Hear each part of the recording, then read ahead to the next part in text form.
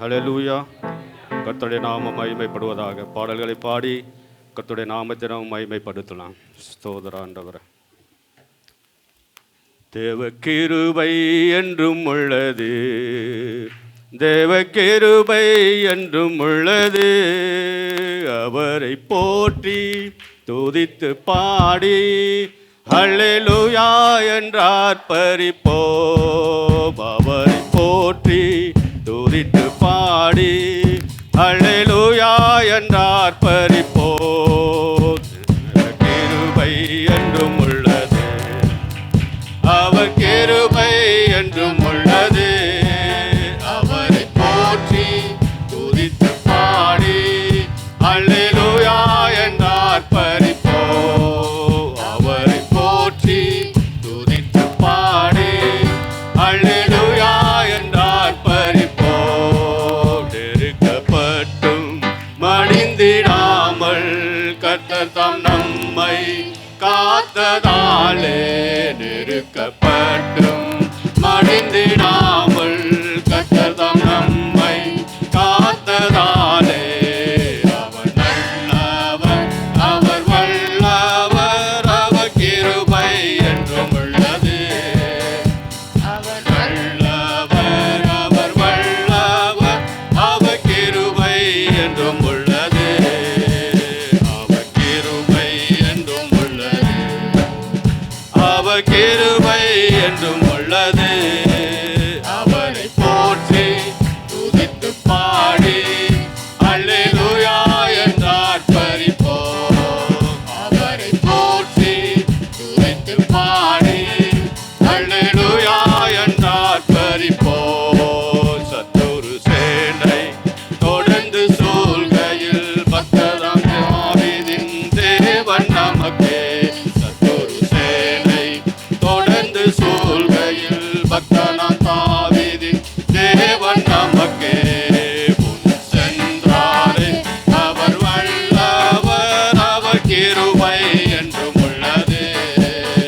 முன் சென்றாரே அவர் நல்லவர், அவர் கிருபை என்றும் உள்ளது. அவர் கிருபை என்றும் உள்ளது, அவர் கிருபை என்றும் உள்ளது. அவரை போற்றி துதித்து பாடி ஹல்லேலூயா என்றார் பரிப்போம்.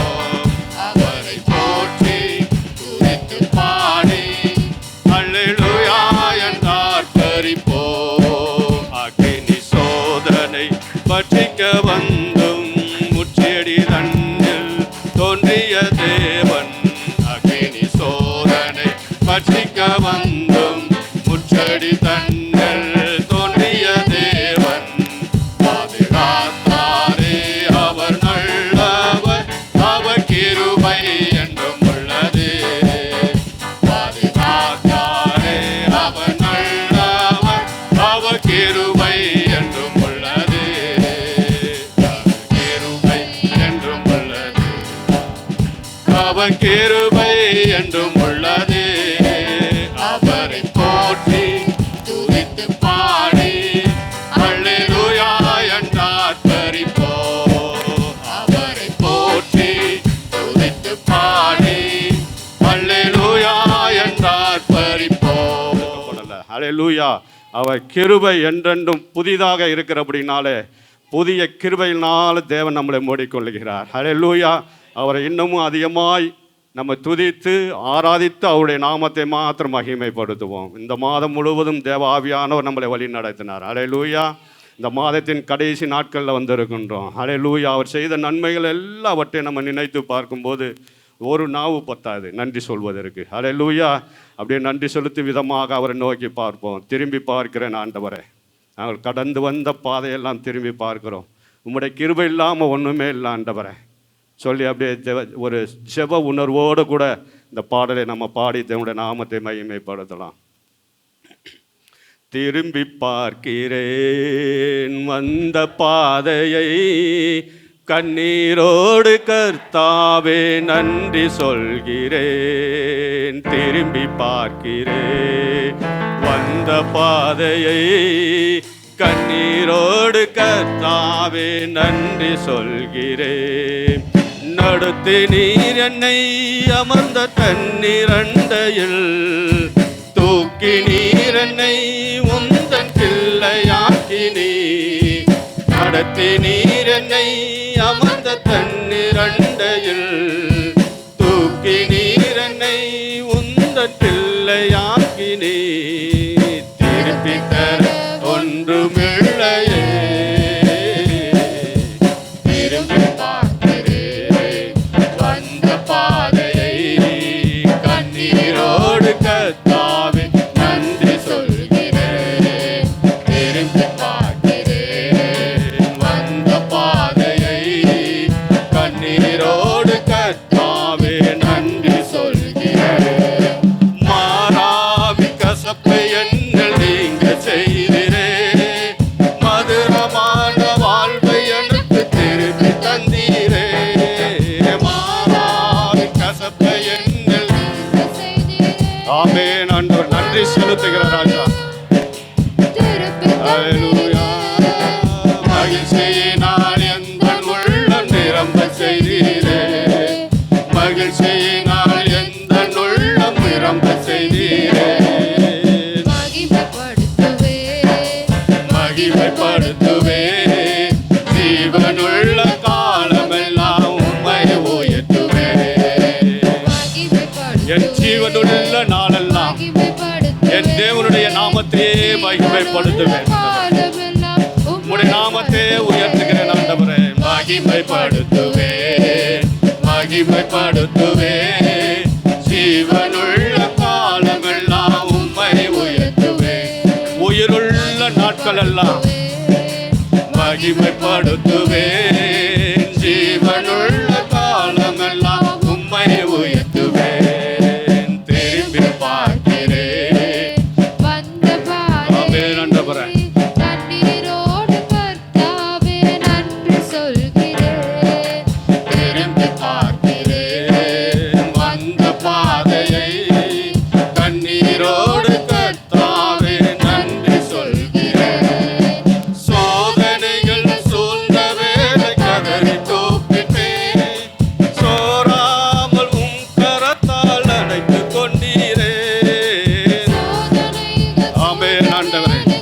எவ்வளோ சோதனைகள், எவ்வளவோ பாடுகள், எவ்வளவோ உபத்திரவங்களுக்கு மத்தியில ஆவியானவர் எங்களை வழி நடத்தினீங்கப்பா. அதற்காக நன்றி செலுத்துகிறோம் ஆண்டவரே. நன்றி சொல்லுவே நன்றி சொல்லுவே ஜீவனுள்ள காலமெல்லாம் உம்மை வாழ்த்துவே. நன்றி சொல்லுவே நன்றி சொல்லுவே ஜீவனுள்ள காலமெல்லாம் உம்மை வாழ்த்துவே.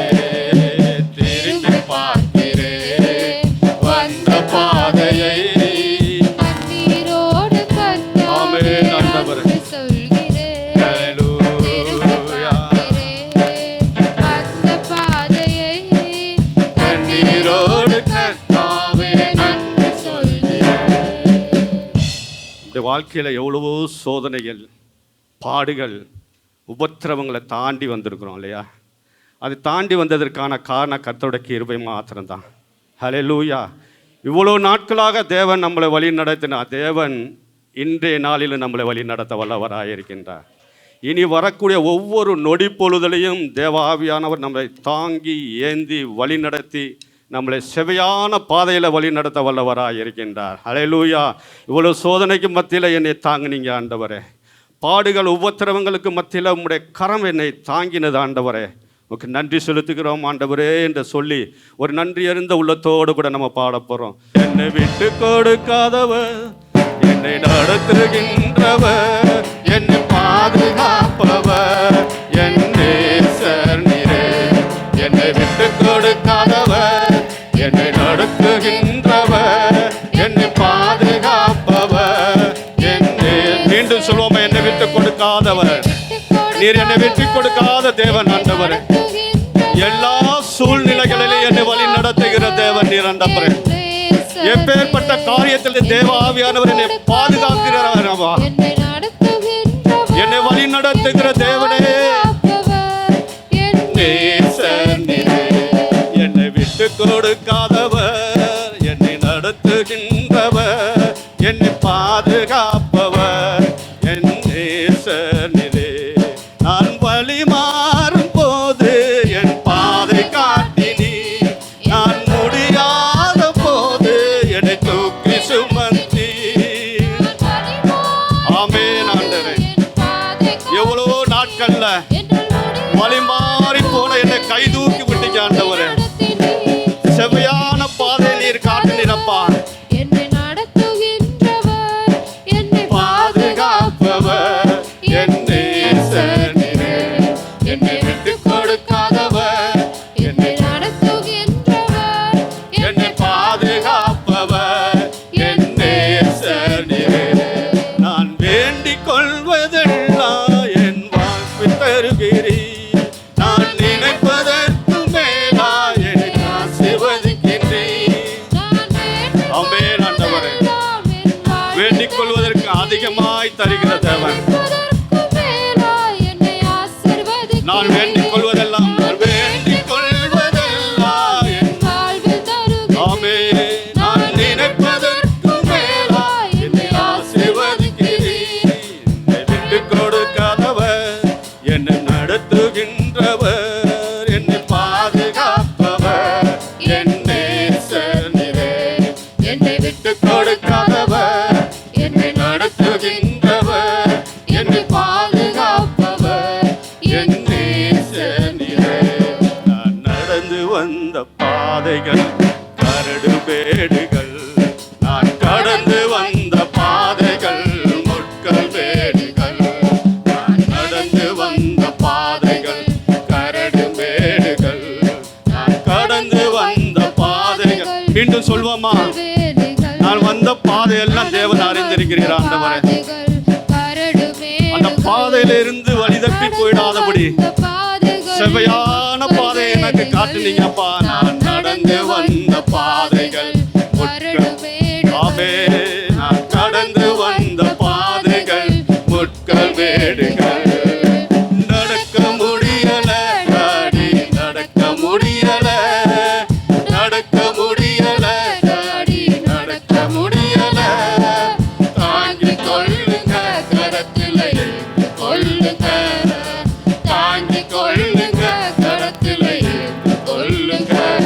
நான் நடந்து வந்த பாதைகள் கரடு மேடுகள், நான் கடந்து வந்த பாதைகள் முட்கள் மேடுகள். நான் கடந்து வந்த பாதைகள் கரடு மேடுகள், நான் கடந்து வந்த பாதைகள் முட்கள் மேடுகள். திரும்பி பார்க்கிறேன் வந்த பாதையை, கண்ணீரோடு கர்த்தாவே நன்றி சொல்கிறேன். நன்றி ஆண்டவரே. இந்த கைகளை உயர்த்தி சொல்வோமா? நன்றி இயேசுவே. இந்த புதிய நாட்களிலே புது கிருபையினால் எங்களை மூன்று அப்பா. திரும்பி பார்க்கிறேன் வந்த பாதையை, கண்ணீரோடு கர்த்தாவே நன்றி சொல்கிறேன். திரும்பி பார்க்கிறேன் வந்த பாதையை, கண்ணீரோடு கர்த்தாவே நன்றி சொல்கிறேன். ஹல்லேலூயா, ஹல்லேலூயா. கர்த்தர் நல்லவர். ஆனந்த துதி ஒலி கேட்கும், ஆடல் பாடல் சத்தமும் துணிக்கும் என்ற பாடலை பாடி உற்சாகத்தோடு கைகளை தட்டி நம்ம பாடலை பாட போகிறோம். ஹல்லேலூயா, ஹல்லேலூயா. ஆனந்த துதி ஒலி கேட்கும், ஆடல் பாடல் சத்தமும் துணிக்கும். ஆகாய விண்மீனாய் அவர் ஜனம் பெருகும், ஆண்டவர் வாக்கு பலிக்கும்.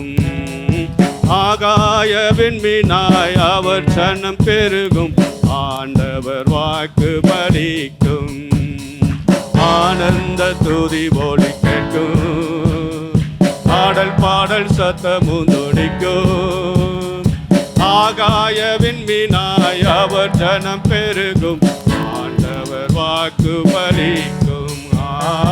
ஆகாய விண்மீனாய் அவர் ஜனம் பெருகும்,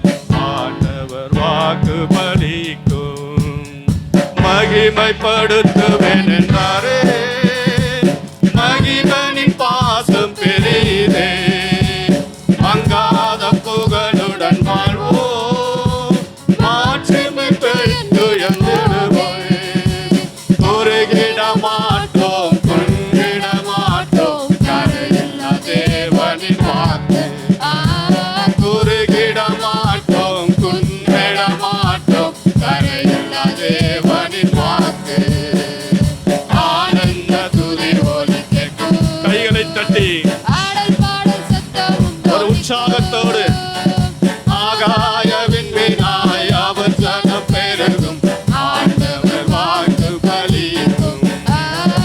ஆகாயவின் மீனாய் அவர் சனம் பெருகும், ஆண்டவர் வாக்கு பலிக்கும்.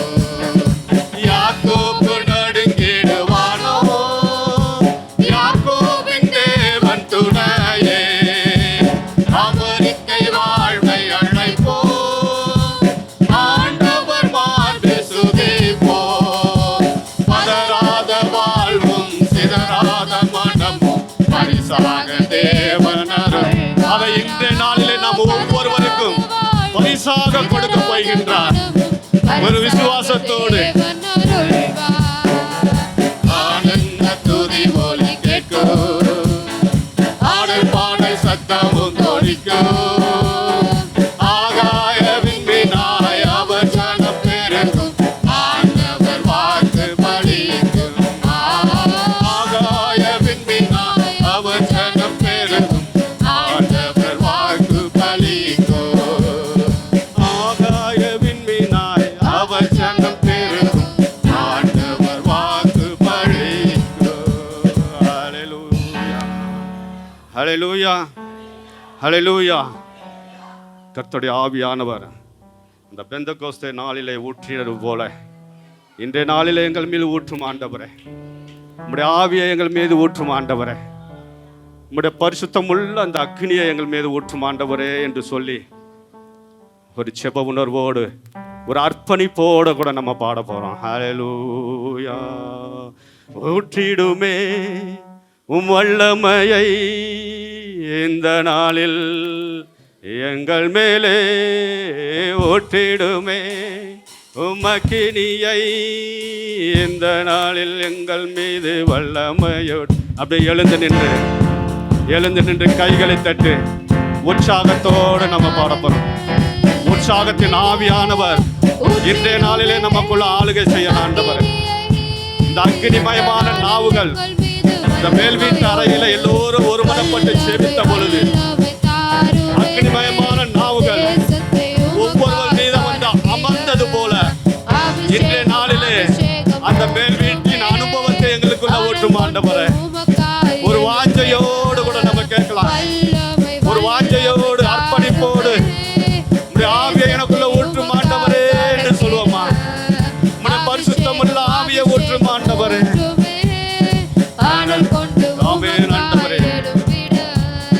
வல்லமை வல்லமை தாருமே, தேசத்தை உமக்காய் கலக்கிட. அபிஷேகம் அபிஷேகம் போற்றுமே, அனல் கொண்டு உமக்காய் எழும்பிட. ஊற்றிடுமே வல்லமையை இந்த நாளில் எங்கள் மேலே, ஊற்றிடுமே உமக்கினியை இந்த நாளில் எங்கள் மேலே வல்லமையோடு. ஊற்றிடுமே வல்லமையை இந்த நாளில் எங்கள் மேலே, ஊற்றிடுமே உமக்கினியை இந்த நாளில் எங்கள் மேலே வல்லமையோடு. வல்லமை வல்லமை தாருமே, உம்முடைய வல்லமை தாரும் ஆண்டவரே. இந்த தேசத்தை கலக்குவதற்கு என் தேவனுடைய வல்லமை மாத்திரம் போதும் ஆண்டவரே. உமக்காக எழும்பட ஆண்டவரே.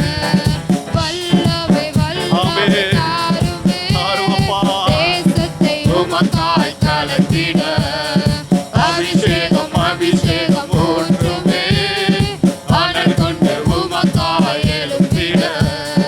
பெந்தெகோஸ்தே நாளில் செய்தது போல அக்கினியின் நாவுகள்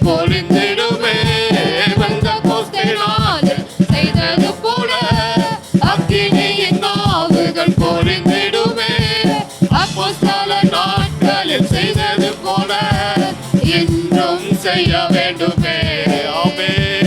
அப்போஸ்தலர் நாட்களில் செய்தது போல இன்றும் செய்ய வேண்டுமே. ஊற்றிடுமே வல்லமையை இந்த நாளில் எங்கள் மேலே ஊற்றிடுமே. உம் அக்கினியை இந்த நாளில் எங்கள் மேலே வல்லமையோடு ஊற்றிடுமே. உம் வல்லமையை இந்த நாளில் எங்கள் மேலே ஊற்றிடுமே. உம் அக்கினியை இந்த நாளில் எங்கள் மேலே வல்லமையோடு வல்லமை வல்லமை தாருமே. தேசத்தை உமக்காய் கலத்திட அபிஷேகம் அபிஷேகம் ஊற்றுமே. அனல் கொண்டு உமக்காய் இருந்திட வல்லமை வல்லமை தாருமே. தேசத்தை உமக்காய் கலத்திட அபிஷேகம் அபிஷேகம் ஊற்றுமே. அனல் கொண்டு உமக்காய் எழுந்திட அற்புதங்கள் திரளாய் நடந்திடவே அற்புதத்தின் ஆவியே வந்திடுமே. அற்புதங்கள் திரளாய் நடந்திடவே அற்புதத்தின் ஆவியே வந்திடுமே. அந்தகார சங்கிலிகள் அறுந்திடவே அக்கினியை ஊற்றிடுமே. ஆமென் ஆண்டவரே. அந்தகார சக்திகள் அறுந்திடவே அக்கினியை ஊற்றிடுமே. அற்புதங்கள் திரளாய் அற்புதங்கள் திரளாய் நடந்திடவே அற்புத அடையாளங்களை இந்த நாளிலே இந்த இடத்துல நடத்திடும் ஆண்டவரே. அந்த வாரத்தின் சங்கிலிகள் அறுக்கப்பட வேண்டுமாய் ஜெபிக்கிறோம் அப்பா. அக்கினியை ஊற்றிடுமே. உம்முடைய அக்கினியை ஊற்றும் ஆண்டவரே. எல்லா அந்தகார கிரியைகளும் நுகங்களும் உரிக்கப்படட்டும் ஆண்டவரே. அந்தகார சங்கிலிகள் அறுந்திடவே அக்கினியை ஊற்றிடுமே. அந்தகார சங்கிலிகள் அக்கினியை ஊற்றிடுமே. ஊற்றிடுமே. உம் வல்லமையை இந்த நாளில் எங்கள் மேலே ஊற்றிடுமே. உம் அக்கினியை இந்த நாளில் எங்கள் மேலே வல்லமையோடு ஊற்றிடுமே. இந்த நாளில் எங்கள் மேலே ஊற்றிடுமே. உம் அக்கினியை இந்த நாளில் எங்கள் மேலே வல்லமையோடு வல்லமை வல்லமை தாருமே. தேசத்தை உமக்காய் கலக்கிட அபிஷேகம் உம்முடைய அபிஷேகத்தை ஊற்றும் ஆண்டவர். உம்முடைய ஆவியின் அபிஷேகம். அப்படியே கைகளை உயர்த்தி சிங்காசனத்தில் வீட்டு இருக்கிறவர் நோக்கி பார்க்க போறோம். அக்கினியை ஊற்றும் ஆண்டவரே. அந்த பரலோகத்தினுடைய அக்கினி, இந்த பலிபீடத்தினுடைய அக்கினி இந்த நாளிலே எங்களுக்குள்ள ஊற்றும் ஆண்டவரே. வேதம் சொல்லுகிறது, அவருடைய வசனங்களை தியானிக்கும் பொழுது கர்த்தர் அக்கினிமயமாய் இறங்கி வருகிறார். அந்த பரலோகத்தின் அக்கினி எனக்குள்ள அனல் மூட்டி எழுப்படும் ஆண்டவரே. உம்முடைய அதிசய அக்கினி எங்களுக்குள்ள அனல் மூட்டி எரிவதாக ராஜா. மோசேக்கு தேவன் இந்த வனாந்திரமான பகுதியில் தேவன் தன்னை வெளிப்படுத்துகிறார், அக்னிமயமாய் வெளிப்படுத்துகிறார். அந்த அக்னிமயமாய் வெளிப்படுத்தின தேவன் இந்த நாளில் அக்னிமயமாய் இங்கே இறங்கி வந்திருக்கார். எவ்வளோ பேர் விசுவாசிக்கிறோம். ஹல்லேலூயா. எலியா ஜெபித்த பொழுது பரலோகத்திலிருந்து தேவன் அக்னிமயமாய் இறங்கி வந்தார். வேதத்தில் நம்ம வாசிக்கிறோம். பெந்தெக்கோஸ்தே நாட்களில் மேல் வீட்டு அறையில் இருக்கும்போது தேவன் அக்னிமயமாய் ஒவ்வொருவர் மீதும் அக்னிமயமான நாவுகளாய் ஒவ்வொருவர் மீது அமர்ந்தது என்று நம்ம பார்க்கிறோம். அக்னியை மூட்டும் ஆண்டவரே, என்னுடைய இருதயத்தில் அக்னியை மூட்ட ஆண்டவரே, அனல் கொண்டு எரியட்டும் ஆண்டவரே, அது பற்றி எரிய செய்வீராக ராஜா. சொல்வோமா? அப்படியே கைகளை உயர்த்தி, அக்னி மூண்டது அனல் கொண்டது என் இதயம் தியானம் செய்கையில் சொல்லுவோமா, அக்கினி மூண்டது, அனல் கொண்டது என் இதயம் தியானம் செய்கையில். அக்கினி மூண்டது, அனல் கொண்டது என் இதயம் தியானம் செய்கையில். கர்த்தர் சொல்லுகிறார், இந்த பூமியிலே அக்னியை போட வந்தேன், அது இன்றைக்கே பற்றி எரியட்டும். இன்றைய நாளிலே பற்றி எரியும்படியாக ஆவியானவர் கடந்து வாரும் ஆண்டவரே. ஒரு ஜெப உணர்வோடு கர்த்தரை நோக்கி அக்னியை பற்ற வைக்க வந்தேன் என்று கர்த்தர் சொன்னது போல அதை இந்த நாளிலே பற்ற வைப்பீராக ராஜா. அக்னி மூண்டது, அனல் கொண்டது என் இதயம் தியானம் செய்கையில். அக்கினி மூண்டது, அனல் கொண்டது என் இதயம் தியானம் செய்கையில். அக்கினி மூண்டது, அனல் கொண்டது என் இதயம் தியானம் செய்கையில். அதிசய அக்கினி, அழைப்பு விடுக்கும் அக்கினி, அசுத்தம் நீக்கி அனுப்புகின்ற அன்பு அக்கினி. அதிசய அக்கினி, அழைப்பு விடுக்கும் அக்கினி, அசுத்தம் நீக்கி அனுப்புகின்ற அன்பு அக்கினி. சுட்டரிக்கும் அக்கினி, சுத்திகரிக்கும் அக்கினி, பரிசுத்த ஸ்தலமாக்கும் தூய அக்கினி. சுத்திகரிக்கும் அக்கினி, சுத்திகரிக்கும் அக்கினி, பரிசுத்த ஸ்தலமாக்கும் தூய அக்கினி. அக்கினி, ஆமென். அக்கினி, அவருடைய வல்லமை இறங்கட்டும் ஆண்டவரே. ஆமென் அப்பா. அக்கினி, அக்கினி, அக்கினி, பரலோக பரிசுத்த அக்கினி. அக்கினி மூண்டது, அனல் கொண்டது என் இதயம் தியானம் செய்கையில். அக்கினி மூண்டது, அனல் கொண்டது என் இதயம் தியானம் செய்கையில். அக்கினியாய் இறங்கிடுமே, அக்னி நாவாக அமர்ந்திடுமே, காற்றாக வீசிடுமே, ஜீவ நதியாக பாய்ந்திடுமே. அக்கினியாய் இறங்கிடுமே, அக்னி நாவாக அமர்ந்திடுமே, காற்றாக வீசிடுமே, ஜீவ நதியாக பாய்ந்திடுமே. பின்மாரியின் அபிஷேகம் மாம்சமான யாவர் மேலும் அதிகமாய் பொழிந்திடுமே, ஆவியில் நிரப்பிடுமே. பின்மாரியின் அபிஷேகம் மாம்சமான யாவர் மேலும் அதிகமாய் பொழிந்திடுமே, ஆவியில் நிரப்பிடுமே.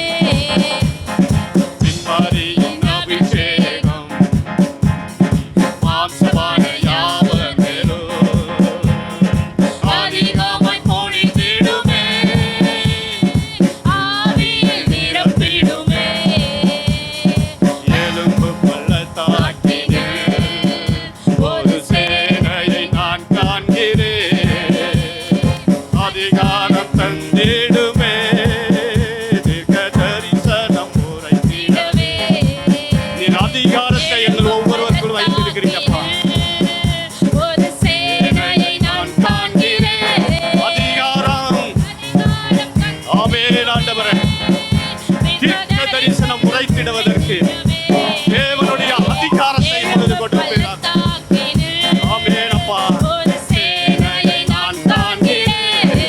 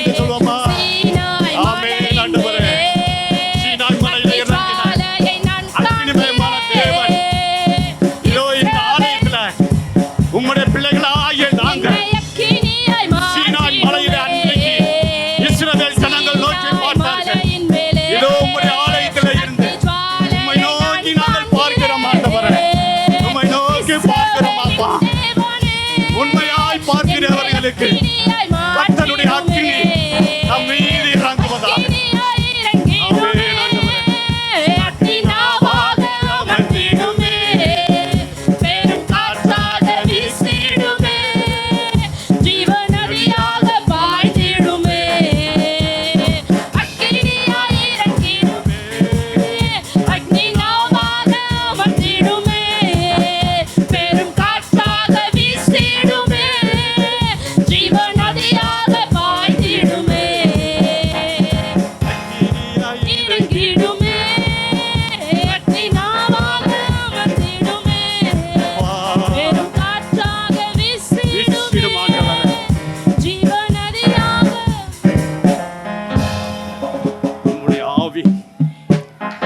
ஆவி உம்முடைய அக்னி ஜீவ நதியா எங்கள் ஒவ்வொருவருக்குள் இருந்து கடந்து செல்லட்டும் ஆண்டவர். இந்த ஏரியா முழுவதும் பற்றி எறியட்டும் ஆண்டவர்.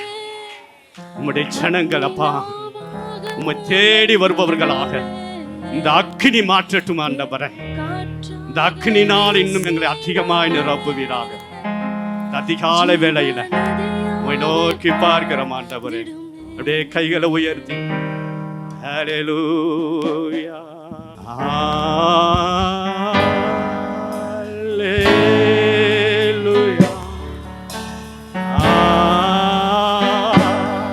ஹல்லேலூயா. நன்றி தகப்பனே.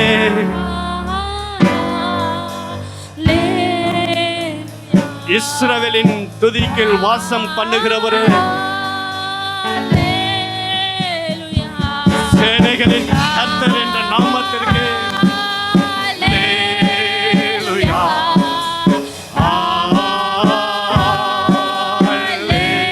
ஹல்லேலூயா.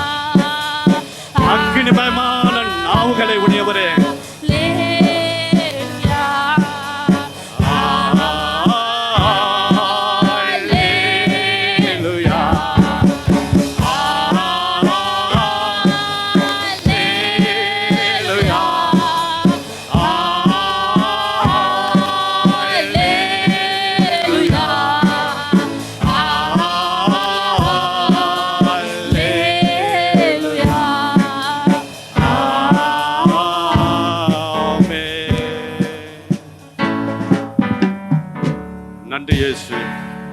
எல்லா துதி கன மகிமை உமக்கே செலுத்துகிறோம். தொடர்ந்து நீர் எங்களை வழி நடத்துவீராக. உங்களுடைய கரத்தில் அர்ப்பணிக்கிறோம், எங்களை வெறுமையாக்குகிறோம். இயேசுவின் மூலம் செபிக்க நல்ல பிதாவே, ஆமென். ஹல்லேலூயா. சந்தோஷமா இருக்கீங்களா? தேவ சமூகத்தில் எப்பொழுதுமே சந்தோஷமும் மகிழ்ச்சியும் காணப்படும். ஹல்லேலூயா. கர்த்தருடைய பரிசுத்த நாமத்திற்கு மகிமை உண்டாவதாக. ஹல்லேலூயா. சங்கீதம் 35வது சங்கீதத்தை நாம் எடுத்துக்கொள்ளலாம். 35வது சங்கீதம்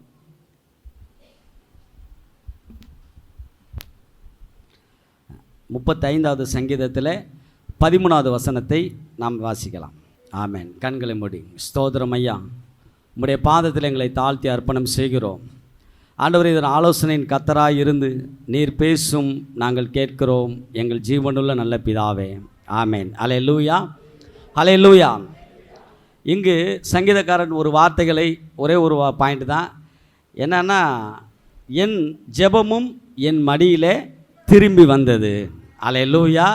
என் ஜெபம் திரும்பி வந்தது. எப்படி நான் ஜெபம் பண்ணி விண்ணப்பத்தை ஆண்டவருக்கு தெரியப்படுத்துகிறேனோ, திருப்பி என்ன பண்ணிச்சான், ரிட்டன் என்கிட்டே வந்துருச்சுன்னு சொல்கிறாரு. ஹல்லேலூயா. ஒரே பிரியமானவர்களே, ஒரே ஒரு விஷயந்தான், யார் யாருடைய ஜெபங்கள்லாம் கர்த்தர் விரும்பி கேட்குறார். ஹல்லேலூயா. நான் ஜெபம் பண்ணால் உடனே தேவன் கேட்குறார், என்னோடு பதில் கொடுக்கிறார், என்னோடு பேசுகிறார், என்னோடு இடைப்படுகிறார், எப்போயுமே அவருக்கு எனக்கு ஆலோசனை கொடுத்து என்னை நடத்தி கொண்டு இருக்கிறார் என்று சொல்லி எத்தனை பேரால் சொல்ல முடியும்? ஹல்லேலூயா ஹல்லேலூயா.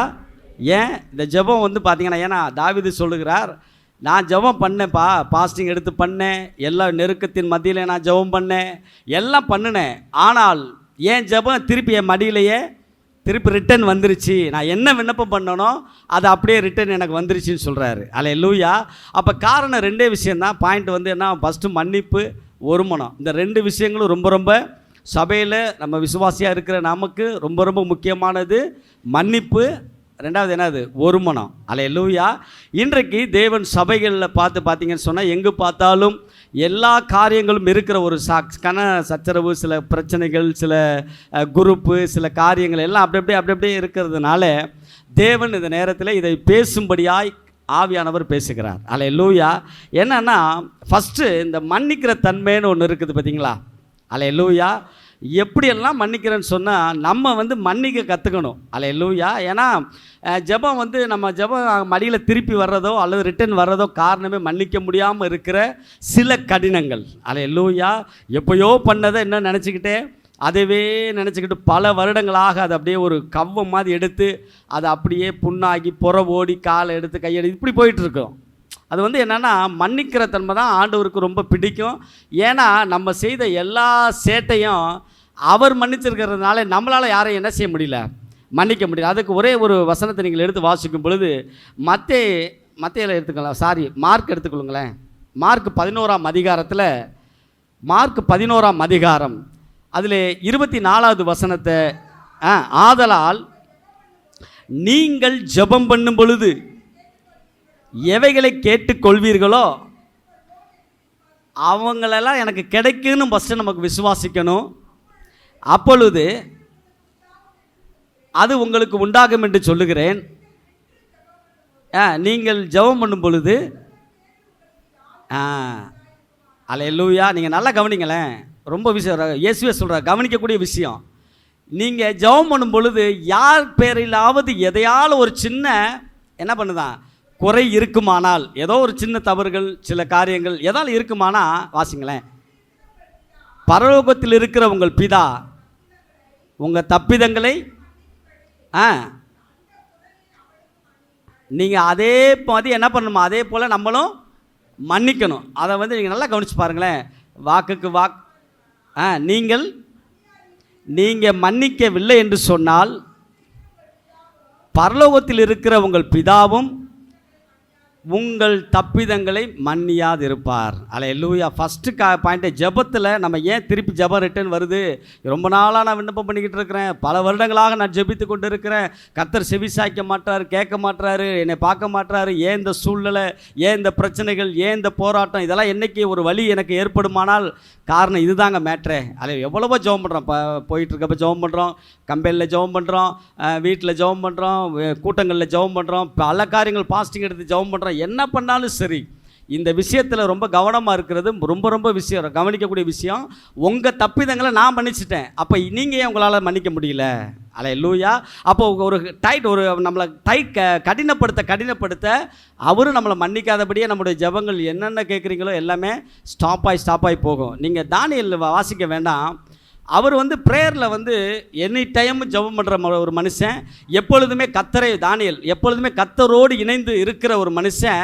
உட்கார்றப்பயே என்ன சொல்லி உட்கார்றாருன்னா, ஃபஸ்ட்டு உட்காரும் பொருள் என்ன ஆகுதுன்னா, டக்குன்னு உடனே தூதர்கள் நீங்கள் எப்பா எந்திரிப்பா, உன் ஜெபம் கேட்கப்பட்டுச்சு, எந்திரி, இன்னைக்கு வேண்டிக்கொள்ள தொடங்கும் பொழுதே கட்டளை வெளிப்பட, நான் உட்காந்தனா நிச்சயம் அது நடக்கணும். அந்த ஜெபம்லாம் எப்படி பண்ணுறோம் நம்ம நல்லா பாருங்களேன். எஸ்தருடைய ஜெபம், பைபிளில் இருக்கிற பரிசுத்தவான்களுடைய ஜெபங்கள்லாம் பாருங்களேன்.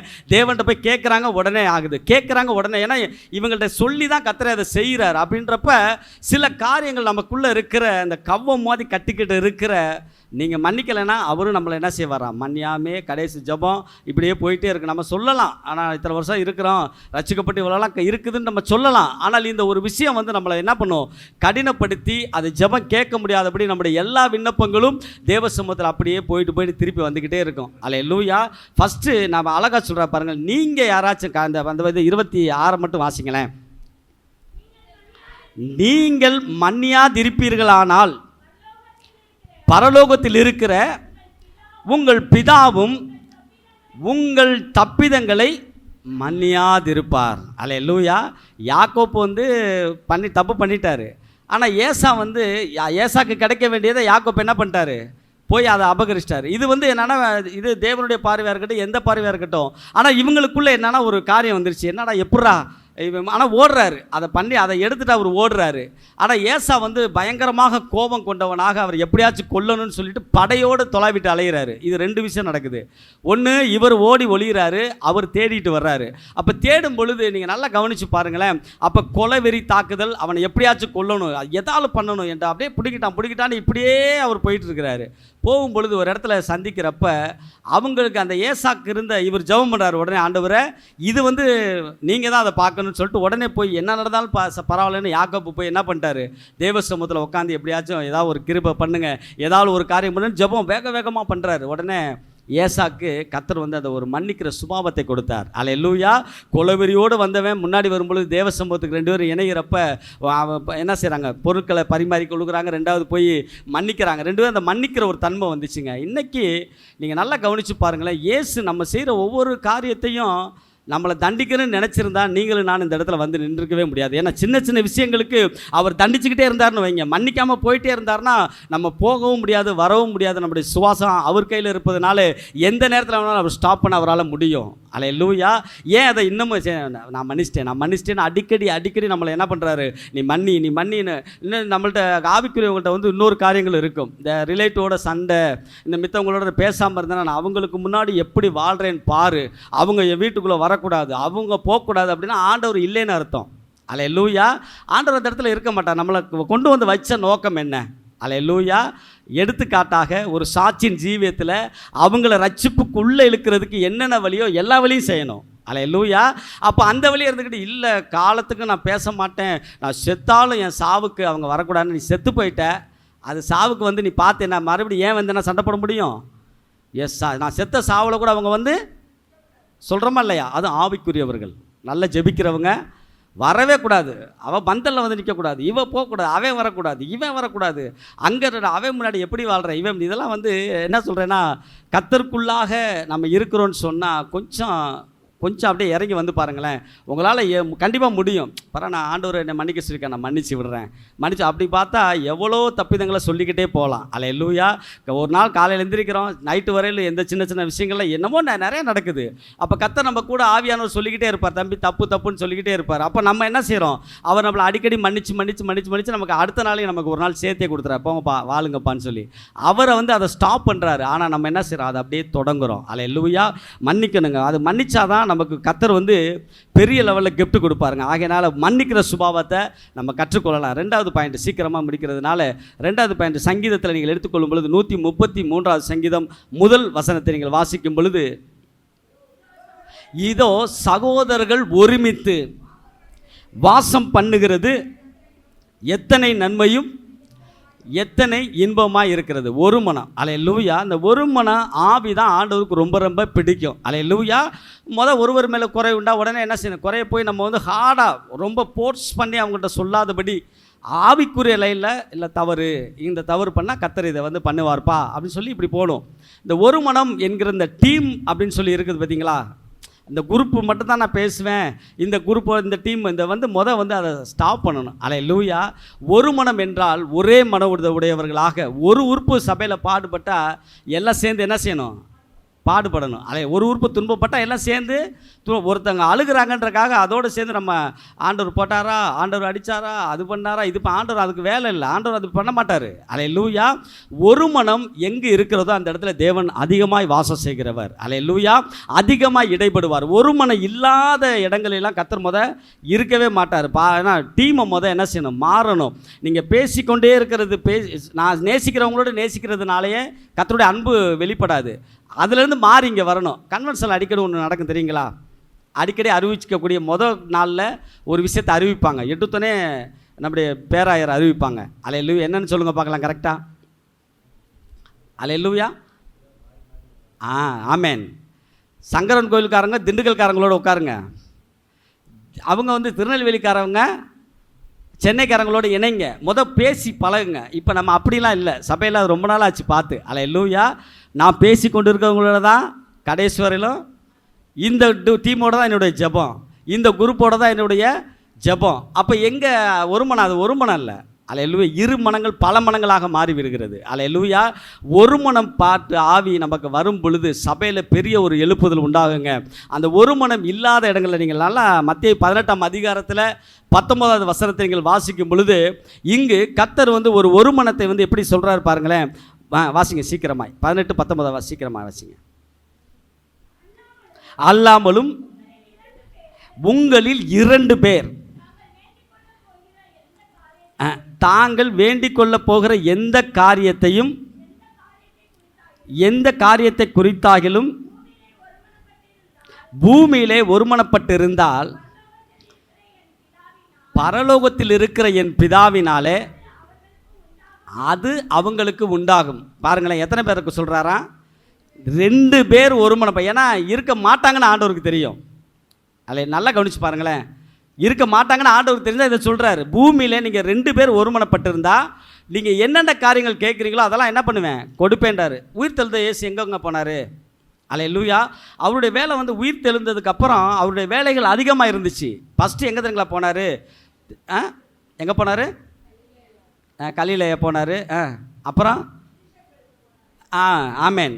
போன விஷயத்தை நம்ம கவனிக்கணும். பைபிள்லேயே இருக்க வார்த்தைகளை கவனிக்கணும். என்னென்னா போய் 40 நாள் கிளாஸ் எடுக்கிறாரு. அல்லேலூயா. 40 நாள் வந்து கிளாஸ் எடுக்கிறாருன்னா எதை குறித்து கிளாஸ் எடுக்கிறாருன்னா இவங்க அப்போஸ்தலர்லாம் அவங்கவுங்க கேரக்டர், அவங்கவுங்க இந்த 12 பேரை சூஸ் பண்ணார். 12 பேர் என்னுடைய பணிகளை செய்வீங்க, ஒவ்வொரு தேசத்துக்கு 2 பேராக பிரித்து விடுறதுக்கு பெரிய பிளான், தேவனுடைய திட்டம் அந்த இடத்துல இருந்துச்சு. இவங்க என்ன பண்ணுறாங்க, சரி இவங்களெல்லாம் ஒன்றும் இணைக்க முடியாதுன்றக்காக இவர் நேராக அப்போஸ்தலர் முதல் அதிகாரத்தில் 14வது முதல் அதிகாரத்தில் வந்து வாசிங்களேன், 3வது வசனத்தை நீங்கள் வாசிங்களேன் சீக்கிரமாக. அவர் பாடுபட்ட பின்பு 40 நாள் அளவும் அப்போஸ்தலர், நான் எத்தனை நாளாவது தரிசனமாகிறாராம்? 40 நாள் அப்போஸ்தலருக்கு அவர் தரிசனமாகி தேவனுடைய ராஜ்யத்திற்குரியவைகளை அவர்களுடனே அவர் பேசி அநேக தெளிவான காரியங்களை அவருக்கு விலை கொடுக்கிறாரு. அதில் 4 வாசிங்களேன். அன்றியும் அவர்களுடனே கூடி வந்திருக்கும் பொழுது அவர்களை நோக்கி, யோவான் ஜலத்தினால ஞானஸ்தானம் கொடுப்பாரு, நீங்கள் சில நாட்களுக்குள்ளே பரிசுத்த ஆவியினாலே நீங்கள் ஞானஸ்தானம். பாருங்களேன், ஃபஸ்ட்டு உள்ள அவர் இறங்கி வரும் பொழுது அவங்கள எல்லாத்தையும் ஒரு இடத்துல ஒருமனப்பாட்டின் ஆவியை இவர் நேராக இவர் போய் இருக்கிறப்ப எல்லாத்தையும் கூப்பிட்டுறாங்க வா அப்படின்றப்ப பரலோகத்துக்குரிய திட்டத்தை வந்து ராஜ்யத்துக்குரிய காரியத்தை ஃபஸ்ட்டு நம்ம நினைக்க உயிர் தெழுந்த இயேசு நேராக வந்தார் போனார் அங்கே போய் சுவிசேஷம், ஓகே அதெல்லாம் இல்லைன்னு சொல்லலை. ஆனால் இங்கு நல்லா கவனிக்கணும். அப்போஸ்தலர் 12 பேர்த்த ஒன்று இணைத்து 40 நாள் கிளாஸ் எடுக்கிறாரு. 40 நாள் கிளாஸில் இப்படியெல்லாம் பண்ணணும், இதெல்லாம் செய்யக்கூடிய தேவ திட்டம், இந்த திட்டத்துக்கு புறம்பாக நடக்காதீங்க, அவங்கவுங்க தன்னிச்சையாக செயல்படாதீங்க, எல்லாம் ஒரு மனத்தை கொடுங்கன்னு சொல்லி அப்போ அவங்கள உட்கார வச்சு அப்போ 40 நாள் அவர் டீச்சிங் பண்ண வேண்டிய அவசியம் என்னங்க இருக்குது? சொல்லிட்டு போயிருக்கலாம்ல. அல்லேலூயா. ஏன் 40 நாள்னா இவங்களை ஒரு மனம் கூட்டுறதுக்கு ஒவ்வொருத்தராக பிடிச்சி கூட்டி சேர்த்து. ஆனால் உண்மையாகவே நான் ரொம்ப உண்மையாக பெருமைப்படுகிறேன். காரணம் என்னென்னா, ஆதி திருச்சபையிலெல்லாம் ஒரு சின்ன பிரச்சனை வந்துச்சுன்னா உடனே நேரடியாக கூப்பிட்டுருவாங்க. நேரடியாக ஆதி திருச்சபை ஆக்னிஸ்பேத்தில் ஃபஸ்ட்டு சபையில் நேரடியாக கூப்பிடுவாங்க. அந்த ஃபேமிலிக்கு ஒரு பிரச்சனை அல்லது அவங்களுடைய நபர்கள் பிரச்சனைன்னு சொன்னால் உடனே கூப்பிட்டு அக்காவும் ஐயாவும் கூப்பிட்டு ஒன்று வர சொல்லுவாங்க, வீட்டுக்கு வர சொல்லுவாங்க. இல்லைன்னா இவங்களே நேரடியாக வந்து வேலை முடிச்சு சாயந்தரத்துக்கு மேலே என்ன பிரச்சனை, ஏன் என்ன சொல்லுங்கன்னு சொல்லிட்டு அதை தீர்வு பண்ணுற விஷயம் உடனே சால்வ் ஆகி வந்துடுவாங்க. அப்போ அந்த வளர்ச்சிக்குரிய காரியங்களை அவங்க ஸ்டெப் எடுத்தனால எல்லார் இடத்துலையும் எல்லா தப்பு பண்ணாலும் சரி இன்று வரை சரி பரவாயில்ல ஆண்டவர் மன்னிப்பார் போ அப்படின்னு சொல்லி இன்னும் வரல அவங்க அதில் கொண்டு வந்ததுனால தான் இந்த ராஜ்யத்தை அவங்களால இந்த ஊழியத்தை கட்டமைக்க முடிஞ்சிச்சு. இன்னும் வளர்ச்சியாக கர்த்தர் கொண்டு போயிட்டே இருக்கிறாரு. அன்னைக்கு அவங்க எல்லாத்தையும் கடினப்படுத்தி எல்லாத்தையும் பண்ணுறது தப்பு போன்னு சொன்னால் எல்லாமே போயிருப்பாங்க. அதெல்லாம் அவங்க நேசித்து. ஆனால் ஐயாட்ட ஒரு பழக்கம் உண்டு, ஏன் இப்படி பண்ணிட்டாங்க அப்படின்னு சொல்லும் பொழுது அதுக்கு அக்கா ஒரு விஷயம் சொல்லுவாங்க, விடுங்க சரியாயிரும் அப்படின்வாங்க. அல்லேலூயா. விடுங்க சரியாகணும். பிரச்சனையோடு போகிறப்ப பிரச்சனையை சொல்லி நீ செஞ்சது தப்பு தான் இதுவரையில் அவங்க யாரையும் வாதிட்டதே கிடையாது. அல்லேலூயா. காரணம், நீங்கள் பரலோகத்துக்கு வரணுன்றதில் ரொம்ப அவங்க ஜெபத்தில் எல்லா விஷயத்துலையும் செயல்படுறாங்க. தவிர நான் வரமாட்டேன்னு போராடிக்கிட்டு இருந்தால் அதுக்கு ஆண்டவருக்கு அதுக்கு ஏதாச்சும் ஒரு விஷயம் இருக்குங்களா? அல்லேலூயா. எப்படியாச்சும் பரலோகத்தில் திரளான கூட்டத்தை கொண்டு போய் சேர்க்கணும்னு சொல்லிட்டு ஒரு அந்த தாட் அப்படி இருந்துச்சு. இன்னமும் அது இருக்குது. அப்படியே போய் ஒரு சில விஷயங்கள் பேசுவதனால எந்த கரையில் போவாங்க. போகும்பொழுது வீட்டுக்கு போகும்பொழுது அவ்வளோ பிரச்சனையில் போய் நிற்போம். ஒரு காப்பி கொடுப்பாங்க. அவ்வளோ போராட்டத்தோடு, என்னடா சபைக்கே போகக்கூடாது, இன்னையோட முடிச்சுட்டு போயிடுன்னு வேகமாக போய் நிற்கும் பொழுது ஒரே ஒரு காப்பி கொடுத்து அந்த அப்படியே சால்வ் பண்ணுவாங்க. அல்லேலூயா. அத்தனைக்கு அவங்க கிளம்பிட்டு இருப்பாங்க, வேலைக்கு நேட்டாச்சு, இவர் போய் விடணும், அவங்க அக்கா போய் அங்கே விடணும், அவள் வீட்டில் இருந்தால் கூட அந்த அளவுக்கு ஒரு காரியம் வந்து காப்பியை குடிச்சிட்டு என்ன பிரச்சனை கேட்டுட்டு ஒரே வாரத்தில் விடுங்க ஆண்டவர் பார்த்துக்குவார், ஜெபம் பண்ணலாம், அதை சரியாயிரு போங்கன்னா உடனே சரி பண்ண. ஏன்னா அன்னைக்கு இருந்த ஒரு இது இன்ற வரல இருக்குது. ஆனால் இல்லைன்னு சொல்ல, இன்றைக்கி நம்ம எப்படி இருக்கிறோம், கொஞ்சம் யாரோடையும் பேசுகிறதில்ல, ஒரு குரூப் டீமு, ஏன்னா ஒரு பெரிய ஒரு தனிப்பட்ட ஒரு காரியங்கள் இருக்குது, தனிப்பட்ட ஒரு இதெல்லாம் ஆவியானவர் எப்படி கிரியேட் செய்வார். நம்ம கேட்குற எல்லா ஜபங்களும் எல்லாம் ஆண்டுகிட்ட போயிடாது. சில ஜபங்கள் ஸ்டாப் பண்ணி சில தடைகளை கர்த்தர் உண்டாக்குறாருன்னு சொன்னால் நம்ம மேலே இருக்கிற இன்னமும் யாரையும் மன்னிக்க முடியல, ஒரு மனத்தின் ஆவி உள்ள கிரியேட் செய்யாதனால தான் இன்னும் அந்த கடினத்துக்குள்ளே நம்ம இருக்கிறோம். இங்கே சொல்கிறாரு பாருங்களேன், நீங்கள் இயேசு உள்ளே போகும்பொழுது ராஜ்யத்துக்குரியதை சொன்னாருங்க. சொன்னது மாத்திரமல்ல, நீங்கள் 1:14 வாசிக்கிறப்ப அப்போஸ்தலர் இயேசுவின் தாயாகிய மரியாளோடும் அவர்கள் சகோதரரும் கூட பாருங்களேன் ஒருமனப்பட்டு ஜெபத்திலும் வேண்டுதலிலும் தரித்திருந்தாங்களாம். அவங்க எல்லாரும் ஒருமனப்பட்டு ஜெபத்தில் ஒருமனப்படணும். அல்லேலூயா. அப்போ வேண்டுதல், அப்போ ஜெபம் பண்ணும்பொழுது அந்த வேண்டுதல் எப்படிங்க அழகாக கேட்கப்படுதா இல்லையா? எந்த பிரச்சனை ஆனாலும் சரி, எந்த போராட்டம் பண்ணாலும் சரி, கர்த்தர் ஜெபத்தை கேட்கிறார் அப்படின்றப்ப அந்த ஒரு மனம் அந்த இடத்துல வருதில்ல.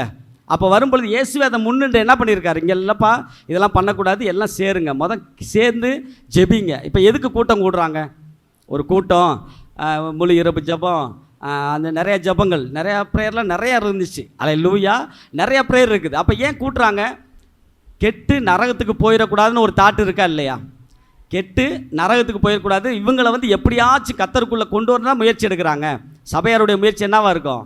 அதுதான். ஏன்னா அவனோட கிரியை தக்க நான் அளிக்கும் பலன் என்னோடு கூட, நம்ம செய்கிற கிரியைக்கு தக்க இன்னும் அவரோடு சேர்ந்து வருது. நியாயத்தீர்ப்பில் மாட்டிக்கக்கூடாது அப்படின்றக்காக தான் சில அறிவுரைகள், சில கடிந்து கொள்ளுதல்கள், சில காரியங்கள் சபையிலேருந்து சில காரியங்கள் வருதுன்னா நம்ம என்ன செய்யணும்? ஓகே சரி அம்மாவுக்கு ஏற்றுக்கிட்டு சரி பண்ணிக்கலாம், தவறை நீட் பண்ணிக்கலாம். சார் கர்த்தர் இன்றைக்கி வெளிப்படுத்தியிருக்கார், கர்த்தர் இந்த இதெல்லாம் சொல்லிகிட்டு இருக்கார், இன்றைக்கி மாற்றிக்கிறேன்னு சொல்லிட்டு அதுதான் ஒரு மனம். அல்லேலூயா. எங்கே சொல்கிறாரு பாருங்களேன், அவர்கள் எல்லோரும் ஒரே இடத்துல வந்து வேண்டுதல் செய்ய தொடங்கினாங்கங்க. அப்போ தான் மேல் வீட்டருடைய அபிஷேகம் ஊற்றப்பட்டுச்சு. அல்லேலூயா. அதே அப்போஸ்தலர் 2:23-24 வாசிங்களேன். ஆமென். அல்லேலூயா. எந்த விதமான மரணக்கட்டு அவருக்கு இல்லை. அதன்படி நம்ம வந்து ஒரு மனத்தோடு ஜெபத்தோடு உறுதியாக இன்றைக்கி ஒரு தீர்மானம் எடுங்க. அல்லேலூயா. இன்றைக்கி ஒரு தீர்மானம், நமக்கு ஃபஸ்ட்டு மன்னிக்க, ஒரு சின்ன மிஸ்டேக் இருந்தாலும் ஒருவரோடு என்ன பண்ணுங்கள், கையை கொடுத்து ஆண்டவர் மன்னிக்க சொல்லியிருக்கிறார். அல்லேலூயா. என்னை மன்னிங்க. அவர் நம்மளை மன்னிக்கணும். ரெண்டாவது நமக்கு என்ன பண்ணணும், மித்தவங்களோட நம்ம மன்னிக்க பழகணும். ரெண்டாவது ஒரு மனத்தோடு நம்ம தேவாலயம் தரிச்சிருப்போம். கர்த்தர் நம்முடைய ஒரு மனப்பாட்டை கொடுத்து இதோ சகோதரர் ஒருமித்து வாசம் செய்வது எத்தனை இன்பம், எவ்வளோ சந்தோஷம் இருக்குன்னு தெரியுங்களா? ஒருவரோடு பேசிக்கிட்டு, ஒருவரோடு பழகிக்கிட்டு, ஒருவரோட ஜெபத்தில் தரிச்சிக்கிட்டு இருந்தோன்னு வைங்களேன், நம்ம கையில் எழுப்புதல் கொடுத்து, நிச்சயமாக சொல்கிறேன், இங்கே இருக்கிற ஆராதனை அல்லேலூயா ஒரு ஆராதனை நடக்காதுங்க, 3 நாள் ஆராதனை நடக்கும். ஜனங்கள் கொத்து கொத்தாய் வெளியில் நம்ம போகிற இடங்களில் ஜனங்கள் கொத்து கொத்தாய் வந்து கர்த்தர் நிரப்புவாருங்க. ஏன்னா நம்மளுடைய காரியம் தான் ரொம்ப ரொம்ப முக்கியமாக இருக்குது. கர்த்தர் தாமே இந்த சங்கீதத்தை ஆசீர்வதிப்பாராக. நான் பாடும்போது என் உதடு கம்பீரித்து மகிழும், மீட்டு கொண்ட என் ஆன்மா அக்களித்து அகமகிழும். நான் பாடுவேன், நான் துதிப்பேன், நான் பாடுவேன், நான் துதிப்பேன், இரவு பகல் என் நேரமும் துதியாள் என் நாவு நிறைந்து இருப்பதாக.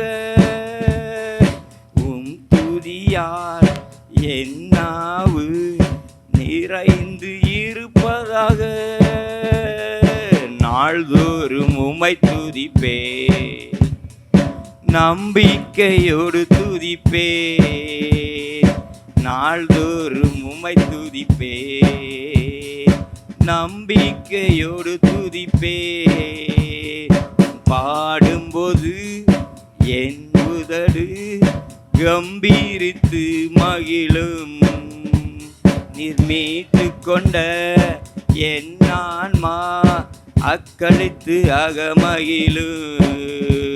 நான் பாடும்போது என் உதடு கம்பீரித்து மகிழும். மீட்டு கொண்ட என் ஆன்மா அக்களித்து அகமகிழும். இளமை முதல் இதுவரையில் நீரே என் எதிர்காலம். இளமை முதல் இதுவரையில் நீரே என் எதிர்காலம். நீர்தானே என் தலைவர் நோக்கமும் நம்பிக்கையும். நீர்தானே என் தலைவர் நோக்கமும் நம்பிக்கையும். நாள்தோறும் உம்மை துதிப்பேன், நம்பிக்கையோடு துதிப்பேன். நாள்தோறும் உம்மை துதிப்பேன், நம்பிக்கையோடு துதிப்பேன். நான் பாடும்போது என் உதடு கம்பீரித்து மகிழும். நீர் மீட்டு கொண்ட என் ஆன்மா அக்களித்து அகமகிழும். Praise the Lord. Hallelujah. Hallelujah. உற்சாகமா இருக்கிறீங்களா? Amen. ஏசாயா 62 அதிகாரம் 11வது வசனத்தை நாம் வாசிக்கும் பொழுது கர்த்தர் பேசுகிறார். யார் பேசுகிறார்? யார் பேசுகிறார்? பழைய ஏற்பாட்டில் சொல்லப்பட்ட அத்தனையும் இஸ்ரவேலின் தேவன், மோசேயின் தேவன், அந்த சீனாயின் மலையிலே இறங்கி வந்து பேசின அதே தேவன், அந்த தேவன் பேசுகிறார் ஏசாயா தீர்க்கதரிசியின் மூலியமாக. சீயோன் குமார்த்தியை நோக்கி, இதோ உன் இரட்சிப்பு வருகிறது, இதோ அவர் அருளும் பலன் அவரோடும் அவர் செய்யும் பிரதிபலன் அவர் முன்பாகவும் வருகிறது என்று சொல்லுங்கள் என்று கர்த்தர் பூமியின் கடையாந்தரம் வரைக்கும் கூறுகிறார். அப்ப யார் கூறுகிறார்? கொஞ்சம் சத்தமா பேசுங்க, இன்னைக்கு நீங்க தான் பேசணும். யார் கூறுகிறார்? கர்த்தர் கூறுகிறார். இன்றைக்கும் யூதர்கள், இன்றைக்கும் இருக்கக்கூடிய யூத ஜனங்கள் ஆண்டவராகிய இயேசு கிறிஸ்துவை கர்த்தர் என்று ஏற்றுக்கொள்ளுகிறது இல்லை. சீனாயில் மலையில இறங்கின தேவன் தான் இயேசு கிறிஸ்து என்பதை என்ன செய்கிறதில்லை? ஏற்றுக்கொள்ளுகிறதில்லை. அவரை மேசியாவாக அங்கீகரிப்பது இல்லை. அவர்கள் இன்றைக்கும் சொல்லுகிற காரியம் இயேசு கிறிஸ்து ஒரு மனிதன் தான் என்று சொல்லிக் கொண்டிருக்கிறார்கள். ஹல்லேலூயா. யூதர்கள் மட்டுமல்ல, இஸ்லாமியர்களும் அதே தான் சொல்லுகிறார்கள். என்னவென்றால் இயேசு கிறிஸ்து அவர் ஒன் ஆஃப் த ப்ராஃபட்ஸ், அவர் ஒரு நபிகள், அவ்வளவுதானே தவிர அவர் பழைய ஏற்பாட்டின் தேவன் அல்ல, அவர் மோசேயின் தேவன் அல்ல என்று அவர்கள் வாதாடுகிறார்கள். ஆனால் இந்த வேதத்தை வாசிக்கிறவனுக்கு தேவன் ஞானத்தை கொடுக்கிறார். ஹல்லேலூயா. சத்தியத்தை அறிவீர்கள், அந்த சத்தியம் உங்களை என்ன செய்யும்? விடுதலையாக்கும். ஹல்லேலூயா. எனவே சத்தியத்தை ஆழமாய் படிக்கும் பொழுது தேவன் நம்மளுக்கு இதை கற்றுக் கொடுக்க வல்லமை உள்ளவராய் இருக்கிறார். ஹல்லேலூயா. சோ ஏசாயால சொன்ன தேவன், அந்த இஸ்ரவேலின் தேவன், அந்த பழைய ஏற்பாட்டின் தேவன், மோசேயின் தேவன், சீனாயின் மலையில இறங்கின தேவன் தான் சொன்னார், நான் வருவேன், வரும்பொழுது எனக்கு முன்பதாக அவனுடைய பலன் என்னோடு கூட என்ன செய்கிறது? வருகிறது. இது பூமியின் கடையாந்தரங்களுக்கும் அறிவீங்கள். யூதாக்கு மட்டும் அறிவீங்கள் என்று சொல்லவில்லை, இஸ்ரவேல் மக்களுக்கு மட்டும் அறிவீங்கள் என்று சொல்லவில்லை, பூமியினுடைய கடைசி வரைக்கும் இதை அறிவியுங்கள். ஏனென்றால் பூமியில் உள்ள ஒவ்வொருவனுக்கும் அந்த கிரியை அறிவிக்கும்படி, அந்த கிரியைகளுக்கு தக்க பலனை கொடுக்கும்படி நான் வருகிறேன் என்ற வாக்குத்தத்தத்தை இஸ்ரவேலின் தேவன் அதை சொன்னார். இது தீர்க்க தரிசனம். இது சொன்னது யாரு? தீர்க்க தரிசனம். இந்த தீர்க்க தரிசனத்தை முத்தரித்து சொன்னவர் யார் தெரியுமா? இப்பொழுது வாசிக்கலாம். Revelation chapter 22 வெளிப்படுத்தின விசேஷம் 22வது அதிகாரம் 11-12வது வசனத்தை நாம் வாசிக்க கேட்கலாம். அநியாயம் செய்கிறவன் இன்னும் அநியாயம் செய்யட்டும், அசுத்தமாய் இருக்கிறவன் இன்னும் அசுத்தமாய் இருக்கட்டும், நீதி உள்ளவன் இன்னும் நீதி செய்யட்டும், பரிசுத்தம் உள்ளவன் இன்னும் பரிசுத்தமாகட்டும், இதோ சீக்கிரமாய் வருகிறேன், அவன் அவனுடைய கிரிகளின்படி அவன் அவனுக்கு நான் அளிக்கும் பலன் என்னோட கூட வருகிறது என்று சொன்னது யார்? இயேசு கிறிஸ்து சொன்னார். ஹல்லேலூயா. பழைய ஏற்பாட்டிலே சொன்ன அதே வார்த்தையை, அதே தீர்க்க தரிசனத்தை முத்தரித்து சொன்னது யார் தெரியுமா? ஆண்டவரும் இரட்சகருமாய் இருக்கிற இயேசு கிறிஸ்து. இவரை மனிதன் என்று அநேகர் மறுதலிக்கிறார்கள். இவர் வெறும் ஒரு ப்ராஃபட் என்று, வெறும் தீர்க்கதரிசி என்றும் அநேகர் ஏற்க மறுக்கிறார்கள். ஆனால் பழைய ஏற்பாட்டில் சொன்ன அதே வார்த்தையை தைரியமாக முத்தரித்து அதை ஊர்ஜிதப்படுத்தி அதை திருஷ்டாந்தப்படுத்தி சொல்லுகிறவர் இயேசு கிறிஸ்து. இதிலிருந்து நாம் கற்றுக்கொள்கிற ஒரே ஒரு காரியம், அந்த இஸ்ரவேலின் தேவன்தான் ஆண்டவராகிய இயேசு கிறிஸ்து. பழைய ஏற்பாட்டின் தேவன்தான் ஆண்டவராகிய இயேசு கிறிஸ்து. ஆண்டவராகிய இயேசு கிறிஸ்து சொன்னார், நான் வருவேன், நான் வந்து ஒவ்வொருவருக்கும் அந்த கிரியைகளுக்குரிய பலனை நான் அளிப்பேன். ஹல்லேலூயா, ஹல்லேலூயா. அப்போ ஒண்ணு நல்லா தெரிஞ்சுக்கணும், பழைய ஏற்பாட்டின் தேவன் தான் புதிய ஏற்பாட்டில் இருக்கிற இயேசு கிறிஸ்து.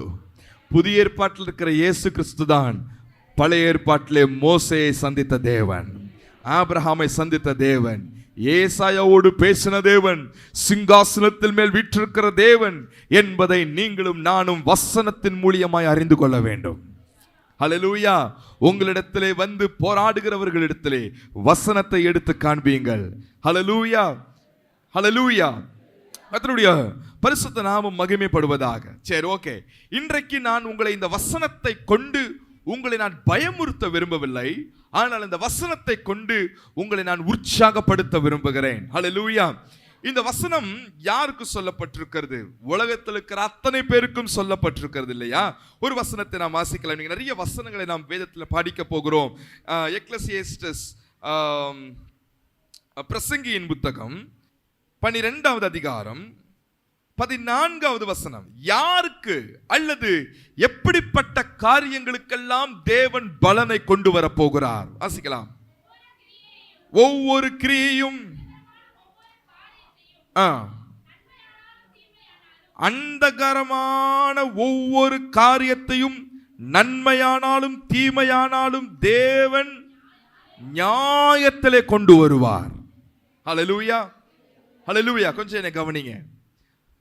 பூமியிலே செய்கின்ற ஒவ்வொரு கிரியைக்கும், each and every activities you do, ஒவ்வொரு கிரியைக்கும், அது நல்ல கிரியையா இருந்தாலும் சரி, அது தீமையான கிரியையா இருந்தாலும் சரி, தேவன் எல்லா கிரியைகளையும் தேவன் எங்கே கொண்டு வந்து நிறுத்துவார்? சொல்லுங்க, எங்க கொண்டு வந்து நிறுத்துவார்? நியாயத்திலே கொண்டு வந்து நிறுத்துவார். அந்த நியாயத்திலே, நியாய தீர்ப்பின் நாளிலே தேவன் கொண்டு வந்து நிறுத்துவார். நன்மைகளுக்கு ஏற்ற பலனையும் தீமைகளுக்கு ஏற்ற பலனையும் அந்த நாளிலே கர்த்தர் கொடுத்து தீர்ப்பார். இதற்கு பேர் தான் நியாய தீர்ப்பின் நாள், நியாய தீர்ப்பு. ஹல்லேலூயா, ஹல்லேலூயா. உங்களுக்கு இது தெரியுமா? அது எல்லா கிரியைகளும் ஒரு நாள் தேவனுக்கு முன்பதாக நிற்க போகிறது என்று உங்களுக்கு தெரியுமா? சொல்லுங்க, தெரியுமா? ஹல்லேலூயா. எல்லா கிரியைகளும். இன்னைக்கு ஒரு உலக மனிதனை நீங்கள் கேட்டுக்கொண்டால், இந்த உலக மனிதனை சொல்லுவான், உனக்கு ஒரு பாவம் பண்றதுக்கு வாய்ப்பு கிடைத்திருக்கிறது என்றால் நீ என்ன செய்வ? அது பாவம் என்று சொல்லாமல் அவனுக்கு பிடிச்ச ஒரு இச்சையான காரியத்தை சொல்லி உனக்கு வாய்ப்பு கிடைத்தால் என்ன செய்வாய் என்று கேட்டால் அநேகர் சொல்லுகிறது, எனக்கு இது கடவுள் கொடுத்த வாய்ப்பு, இதையே நான் மிஸ் பண்ணணும் சொல்றதை கேள்விப்பட்டிருப்பீங்க. அவன் சொல்லுகிற காரியம் கடவுள் கொடுத்த வாய்ப்புன்னு சொல்லலாம், அல்லது எனக்கு கிடைச்ச லக்குன்னு சொல்லலாம். ஆனால் தேவனுடைய பார்வையில அவனுடைய கிரியைக்கு தக்க பலன் வரும். ஹல்லேலூயா. நீங்கள் நன்மைகளை செய்து கொண்டிருக்கிறதுனால் ஏராளமான போராட்டங்களை நீங்கள் அனுபவிக்கலாம். ஆனால் நீங்கள் செய்கிற நன்மை பூமியில கிடைக்கிறதோ இல்லையோ, அந்த நாளிலே தேவன் தருவார். எனவே அந்த நாளுக்காக தான் நீங்களும் நானும் எதிர்பார்த்து நிற்க வேண்டும். நீங்களும் நானும் அதை நோக்கி நாம் ஓடிக்கொண்டே இருக்க வேண்டும். ஹல்லேலூயா. சரி, இந்த வெளிப்படுத்தின விசேஷத்துல சொல்லப்பட்டிருக்கிற இந்த நியாய தீர்ப்பின் நாளை குறித்து நான் உங்களோடு கொஞ்சம் பேசலாம் என்று இருக்கிறேன். எனவே சபை, நீங்கள் யாவரும் கொஞ்சம் கவனமாய் இந்த வார்த்தைகளை கேட்கும்படி உங்களை அன்போடு கேட்டுக்கொள்கிறேன். நாம் சபையின் காலத்தில் வாழ்ந்து கொண்டிருக்கிறோம். இந்த காலத்தின் பெயர் கிருபையின் காலம். என்ன காலம்? கிருபையின் காலம். இயேசு தம்முடைய இரத்தத்தினாலே அநேகரை மன்னித்து மீட்டெடுக்கிற காலத்திலே தான் நீங்களும் நானும் வாழ்ந்து கொண்டிருக்கிறோம். ஒரு நாள் இந்த கிருபையின் காலம் முடியும். எப்பொழுது இந்த கிருபையின் காலம் முடியும் தெரியுமா?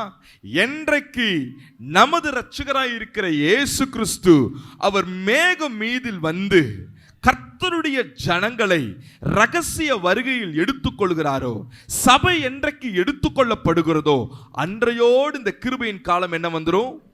முடிவுக்கு வந்துரும். ஹல்லேலூயா. அந்த ரகசிய வருகையில நீங்களும் நானும் என்ன செய்ய வேண்டும்? எத்தனை பேருக்கு அதுல பங்கு பெறணும்னு ஆசை? ஹல்லேலூயா. எத்தனை பேர் அதுல போயிடணும்னு ஆசை? அந்த அந்த ரகசிய வருகையில எடுத்துக்கொண்டதுக்கு அப்புறம் 7 வருடங்கள் பூமியிலே பயங்கர உபத்திரவம் நடக்க போகிறது. அது மகா உபத்திரவ காலம். அந்த காலத்திலே பூமியை ஆளுகை செய்ய போகிறது யார் தெரியுமா? அந்தி கிறிஸ்து இந்த பூமியை ஆளுகை செய்ய போகிறான். தேவன் அவனுக்கு 7 வருடம் அவனுக்கு வாய்ப்பை கொடுப்பார். ஹல்லேலூயா. 7 வருடங்கள் அவன் பூமியை ஆளுகை செய்வான்.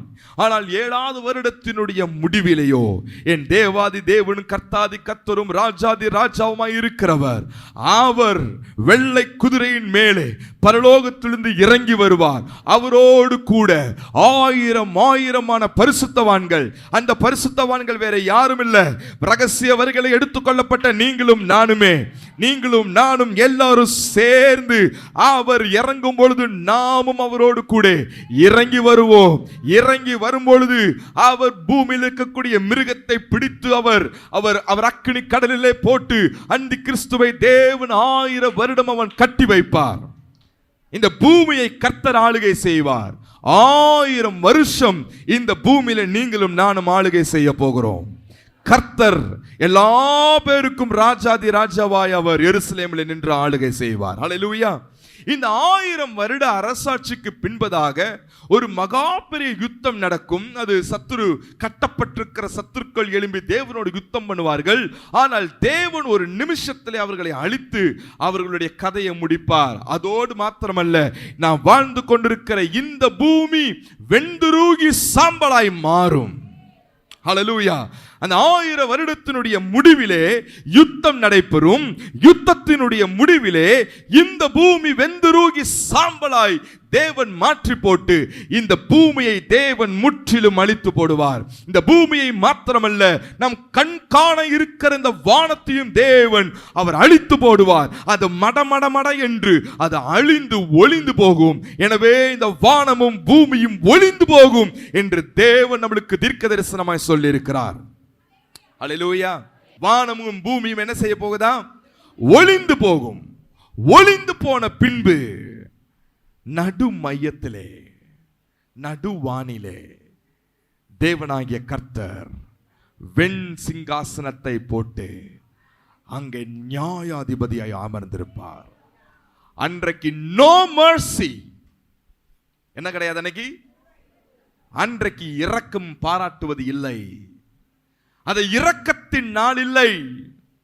அன்றைக்கு ஒருவருக்கும் கிருபை அல்ல. இன்றைக்கு தேவனிடத்தில் கிருபை கிடைக்கிறதே, இன்றைக்கு கிடைக்கிற இந்த கிருபை அன்றைக்கு தேவன் கொடுக்க போகிறது இல்லை. No mercy, no grace, no love, only judgment. நீதியாய் நியாயம் தீர்ப்பார். நீதி மட்டும்தான் அன்றைக்கு நிற்கும். கிருபை இருக்காது, இரக்கம் இருக்காது. கிருபையும் இரக்கம் யாருக்குங்க? தப்பு செய்யறவனுக்கு தான் கிருபையும் இரக்கமும் தேவை. ஆமா தானே? நான் சொல்றது சரிதானே? தப்பு செய்யறவனுக்கு தான் கிருபையும் இரக்கமும் தேவை. எனவே அன்றைக்கு தப்பு செய்யறவனுக்கோ தப்பு செய்தவனுக்கோ கிருபை இரக்கம் பாராட்டி ஐயோ சரி பாவம் சரி சேர்த்துக்குவோம் அப்படின்ற கதையே அங்க கிடையாது. அன்றைக்கு எது மட்டும் தான் ஆளுகை செய்யும்? சொல்லுங்க. நீதி மட்டும்தான் நியாயம் செய்யும். பக்கத்துல கைப்பிடிச்சு சொல்லுங்க, நியாய தீர்ப்பின் நாளிலே நீதி மட்டும்தான் வாசம் செய்யும், கிருபையும் இரக்கமும் வேலை செய்யாது. ஹல்லேலூயா, ஹல்லேலூயா. ஆண்டவர் பூமியிலே பிறந்த முதல் மனிதனாகிய ஆதாம் முதற்கொண்டு கடைசி மனிதன் வரைக்கும் என் ஆண்டவராகிய இயேசு கிறிஸ்து நியாய தீர்ப்பு கொடுப்பார் எல்லாருக்கும். அது ரகசியவர்களை எடுத்துக்கொள்ளப்பட்டவர்களாக இருந்தாலும் சரி, பூமியிலே கைவிடப்பட்டவர்களாக இருந்தாலும் சரி, பூமியிலே அவர்கள் எப்படிப்பட்ட வாழ்க்கையை வாழ்ந்தாலும் சரி, அவர்கள் யாராக இருந்தாலும் சரி, பூமியிலே நான் தான் பெரிய ராஜா என்று சொன்னவனாக இருந்தாலும் சரி, நான் தான் எல்லாவற்றையும் ஆளுகை செய்கிற பிரபு என்று சொன்னவனாக இருந்தாலும் சரி, I am the strongest, I am the fastest, I am the best அப்படின்னு சொல்லுகிற யாரா இருந்தாலும் சரி, எல்லாரும் நியாய தீர்ப்புக்கு முன்பதாய் வந்து நிற்பார்கள். இந்த நியாய தீர்ப்பு எப்படி ஆரம்பிக்கும், தேவன் எப்படி நியாய தீர்ப்பை வழங்குவார் என்பதை உங்களுக்கு நான் கொஞ்சம் காண்பித்து கொடுக்க விரும்புகிறேன். ஒரு வசனத்தை வாசிக்கலாம். 1 பேதுரு 4வது அதிகாரம் 17வது வசனத்தை வாசிக்கலாம். 1 பேதுரு 4ஆம் அதிகாரம் 17. வாசிங்க ஆண்டி. நியாய தீர்ப்பு தேவனுடைய வீட்டிலே துவங்கும் காலமாய் இருக்கிறது. முந்தி நம்மிடத்திலே அது துவங்கினால் தேவனுடைய சுவிசேஷத்திற்கு கீழ்ப்படியாதவர்களின் முடிவு என்னமாயிருக்கும்? நீதிமானே ரட்சிக்கப்படுவது அரிதானால் பக்தி இல்லாதவனும் பாவியும் எங்கே நிற்பான் என்று அப்போஸ்தலனாகிய பேதுரு சபைக்கு அவன் எழுதுகிறதை நாம் பார்க்கிறோம். ஹல்லேலூயா. கவனிக்கிறீங்களா? இந்த நியாய தீர்ப்பு எப்படி நடக்கும் என்றால், வெள்ளை சிங்காசனத்திலே தேவாதி தேவன் ராஜாதி ராஜன் நீதியின் தேவனாய் அவர் வாசம் பண்ணி கொண்டிருப்பார். He will sit as a judge. Hallelujah. அவர் எப்படி அமர்ந்திருப்பாரா? எப்படி அமர்ந்திருப்பாரா? இன்றைக்கு அவர் நம்மளோடு எப்படி இருக்கிறார் தெரியுமா? இல்ல, ஒரு அட்வொகேட்டாக இருக்கிறார், நமக்காக பரிந்து பேசி கொண்டிருக்கிறார். ஆனா அன்னைக்கு எப்படி இருப்பாரு? ஜட்ஜா இருப்பாரு. ஹல்லேலூயா. இன்னைக்கு இயேசு நம்மளோட எப்படி இருக்கிறாரு? பரிந்து பேசுகிற ஒரு அட்வொகேட்டா இருக்கிறாரு. நமக்கு விரோதமாக கையெழுத்து போட்ட அந்த பத்திரத்தை கிழித்து போடுகிற அட்வொகேட்டா இருக்கிறார். ஆனா அன்றைக்கு ஜட்ஜா அமர்ந்திருப்பார். ஒன்லி நியாய தீர்ப்பு, ஒன்லி ஜட்ஜ்மெண்ட். இந்த ஜட்ஜ்மெண்ட்ல முதல் பிரையாரிட்டி யாருக்கு தெரியுமா? தேவ சபைக்கு. பக்கத்துல கைப்பிடிச்சு சொல்லுங்க, நியாய தீர்ப்பு முதல்ல யாருக்குன்னா நமக்கு தான்.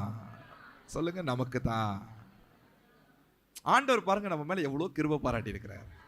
ஃபர்ஸ்ட் யாருக்கு தான்? ஃபர்ஸ்ட் ப்ரிஃபரன்ஸ் நமக்கு தான். முதலே நமக்கு என்ன பண்றாரு? அதுலயும் யாருக்கு தெரியுமா? ஃபர்ஸ்ட் ஊழியம் செய்வர்களுக்கு தான் ஃபர்ஸ்டா. ஆண்டவர் ஊழியக்காரர்களை ஃபர்ஸ்ட் நிறுத்துறாரு, அதுக்கப்புறம் விசுவாசிகளை நிறுத்துறாரு, அதுக்கப்புறம் தான் உலக ஜனங்களை என்ன பண்றாரு? நியாய தீர்ப்புல கொண்டது. எவ்வளவு பெரிய பாக்கியம் உள்ளவர்கள் நாம. ஹல்லேலூயா. நியாய தீர்ப்பின் நாளிலே ஒவ்வொருவனும் வந்து நிற்க வேண்டும். நானும் நிற்பேன், நீங்களும் நிற்பீங்க. அங்கிருந்து எட்டி பார்த்துட்டு ஹாய் அப்பெல்லாம் பண்ண மாட்டோம். ஏன்னா உள்ளுக்குள்ள அப்படியே ஓடிட்டு இருக்கோம். ஐயோ, ஆண்டவர் முகத்தை பார்க்கும் போது, இப்படி உங்க முகத்தை நான் பார்த்ததே இல்லையா ஆண்டவரே. பூமியில இருக்கும் போது உங்க முகத்தை நான் பார்த்து என்ன ஒரு சாந்த சொரூபியா இருந்தீங்க. இப்ப ஏன் உங்க முகம் அக்னியா பச்சித்து எரியுது? சூரியனை கூட பார்த்துருவேன் போல இருக்குது. உங்க முகத்தை என்ன செய்ய முடியல? எரிச்சிருவீங்க போல இருக்குது ஆண்டவரே. அப்படி இருக்கிறது. பிகாஸ் அவர் நீதி உள்ள நியாயாதிபதியாய் அமர்ந்திருக்கிறார். ஆனால் அதுல ஒரு முக்கியமான ஒரு காரியம் என்னவென்றால், எடுத்துக்கொள்ளப்பட்ட அத்தனை ஜனங்களுக்கும் தேவனுடைய பிள்ளைகளுக்கும் அந்த நியாய தீர்ப்பின் நாளிலே அழிவை கொடுக்க போகிறது இல்லை. என்ன கொடுக்க போறது இல்லை? நீ நித்தியமா அழிஞ்சு போயிருவ. உனக்கு தண்டனை கொடுக்க போவது இல்லை. நீ நரகத்துக்கு போயிடுவ, அல்லது நீ பாதாளத்துக்கு போயிடுவ, அந்த நியாய தீர்ப்பை தேவன் கொடுக்க போகிறதில்லை. ஆனால் மாறாக தேவனுடைய சபையின் ஜனங்களுக்கு, ஊழியக்காரர்களுக்கு நாம் செய்த கிரியைகளுக்கு தக்க பலனை கொடுக்க போகிறார். சந்தோஷமா இருக்காப்போ? கரங்களை தட்டி ஆண்டவருக்கு நன்றி செலுத்தும். ஆண்டவரே, நியாய தீர்ப்பின் நாளிலே தேவன் நம்மளுக்கு என்ன கொடுக்க போறாரா? சொல்லுங்க, என்ன கொடுக்க போறாரா? பலனை பெற்றுக்கொள்ள போகிற நமக்கே உள்ள நடுங்குதே. ரட்சிக்கப்படாதவனும் பாவிகளும் அவிவிசுவாசிகளுக்கும் அவர்கள் எங்கே நிற்பான்? அதுதான் பேதுரு எழுதுறான். அதுதான் பேதுரு எழுதுறான். சங்கீதம் 1ஆம் அதிகாரம் அந்த கடைசி 2 வசனங்களை யாராவது ஒருவர் வாசியுங்க. கடைசி 2 வசனங்கள். ஆகையால் துன்மார்க்க நியாய தீர்ப்பிலும் பாவிகள் நீதிமான்களின் சபையிலும், நல்ல கவனிங்க, வசனத்தை நல்லா கவனிக்கணும், துன்மார்க்கனாலையும் பாவியினாலையும் அங்க அவனால நிலை நிற்க முடியாதான். ஏன்னா கர்த்தருடைய அக்கினி அவர்களை பட்சிக்குமா, கர்த்தருடைய நியாய தீர்ப்பு அவர்களை எரிக்குமா, கர்த்தருடைய கோபாக்கினி அவர்களை எரிக்குமா, கர்த்தருடைய ஜட்ஜ்மெண்ட் அவர்களை உருக்குலைத்து விடும். அவர்களால் நிற்க முடியாது. அவர்களுக்கென்று நியமிக்கப்பட்ட அக்கினி கடலிலே அவர்கள் தள்ளப்பட்டு போவார்கள். நீதிமான் என்ன செய்வான்? என்ற நாளிலே நிலைத்து நிற்பான். துன்மார்க்கன் என்ன செஞ்சிருவான்? அழிஞ்சு போயிடுவான். ஹல்லேலூயா. நியாய தீர்ப்பு கொஞ்சம் பயம் உள்ளதுதான், நடுக்கம் உள்ளதுதான். ஆனால் தேவனுடைய வருகையில எடுத்துக்கொள்ளப்பட்டவர்கள், ரகசிய வருகையில எடுத்துக்கொள்ளப்பட்டவர்கள், தேவனுடைய ரட்சிப்பை பெற்றவர்கள் நியாய தீர்ப்பின் நாளிலே நிலைத்திருப்பார்கள். ஏனென்றால் அன்னைக்கு தேவனிடத்திலிருந்து பலனை, அந்த ரிவார்டை பெற்றுக்கொள்கிற நாள் அந்த நாளாக இருக்கிறது. ஹல்லேலூயா, ஹல்லேலூயா. அநேக வசனங்களை எனக்கு எடுத்து காண்பிக்க எனக்கு நேரம் இல்லை.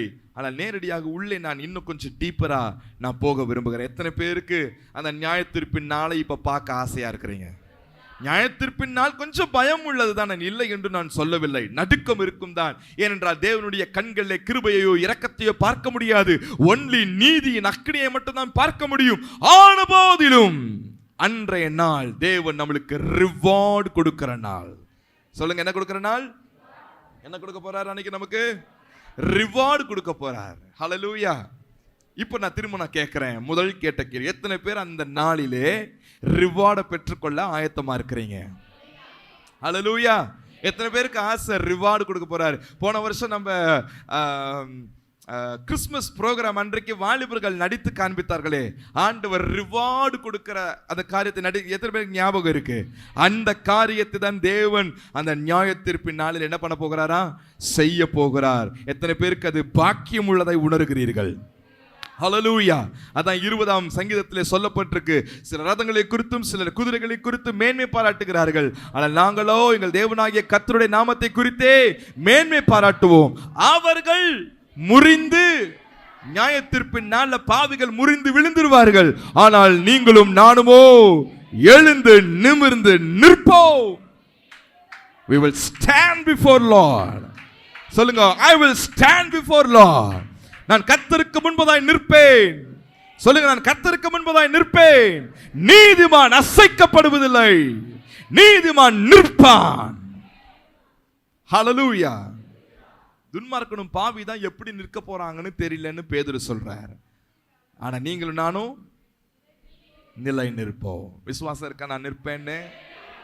அப்ப எந்த அளவுக்கு நம்ம நீதியிலையும் பரிசுத்தத்திலையும் வளரணும்னு நீங்க புரிஞ்சுக்கணும். நீங்க நீதியிலையும் பரிசுத்தத்திலையும் எந்த அளவுக்கு வளரணும்? ஏன்னா நம்ம எங்க நிக்கணும்? நியாய தீர்ப்பின் நாள்ல நம்ம நிக்கணும். ஹல்லேலூயா. ஆண்டவரே, இன்னையிலிருந்து ஒரு புதிய ஜெபத்தை ஏறுங்க. ஆண்டவரே, நியாய தீர்ப்பின் நாளிலே நான் நிற்பதற்கான பலத்தை தாரும், நிற்பதற்கான பலத்தை தாரும் ஆண்டவரே. சரி, ஓகே, ரிவார்டு பெற்றுக்கொள்ள ரெடி. என்னைக்கு ரிவார்டு பெற்றுக்கொள்வோன்னு தெரிஞ்சுக்கிட்டோம். அந்த ரிவார்டு பெற்றுக்கொள்கிற நாள் எப்படி இருக்குன்னு பார்த்துட்டோம். ரிவார்டு கொடுக்க போகிற கர்த்தர் அன்றைக்கு எப்படி இருப்பாருன்றதையும் பார்த்துட்டோம். எல்லாமே நம்ம பார்த்துட்டோம். என்ன ரிவார்டு எதுக்கு கொடுக்க போறார் யாருக்கு தெரியுமா?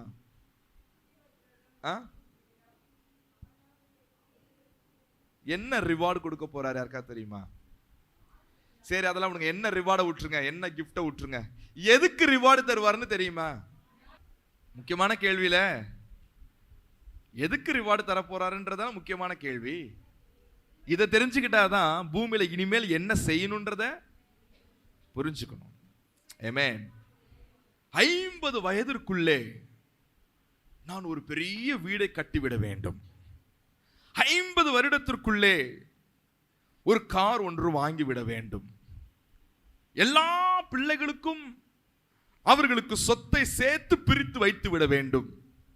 60 வயதிற்குள்ளே என்னுடைய எல்லா கடமைகளையும் முடித்து ஒரு கெஸ்ட் ஹவுஸ் ஒன்று வாங்கி நினைக்கிற போதெல்லாம் போய் என்ஜாய் பண்ணிட்டு வரணும்.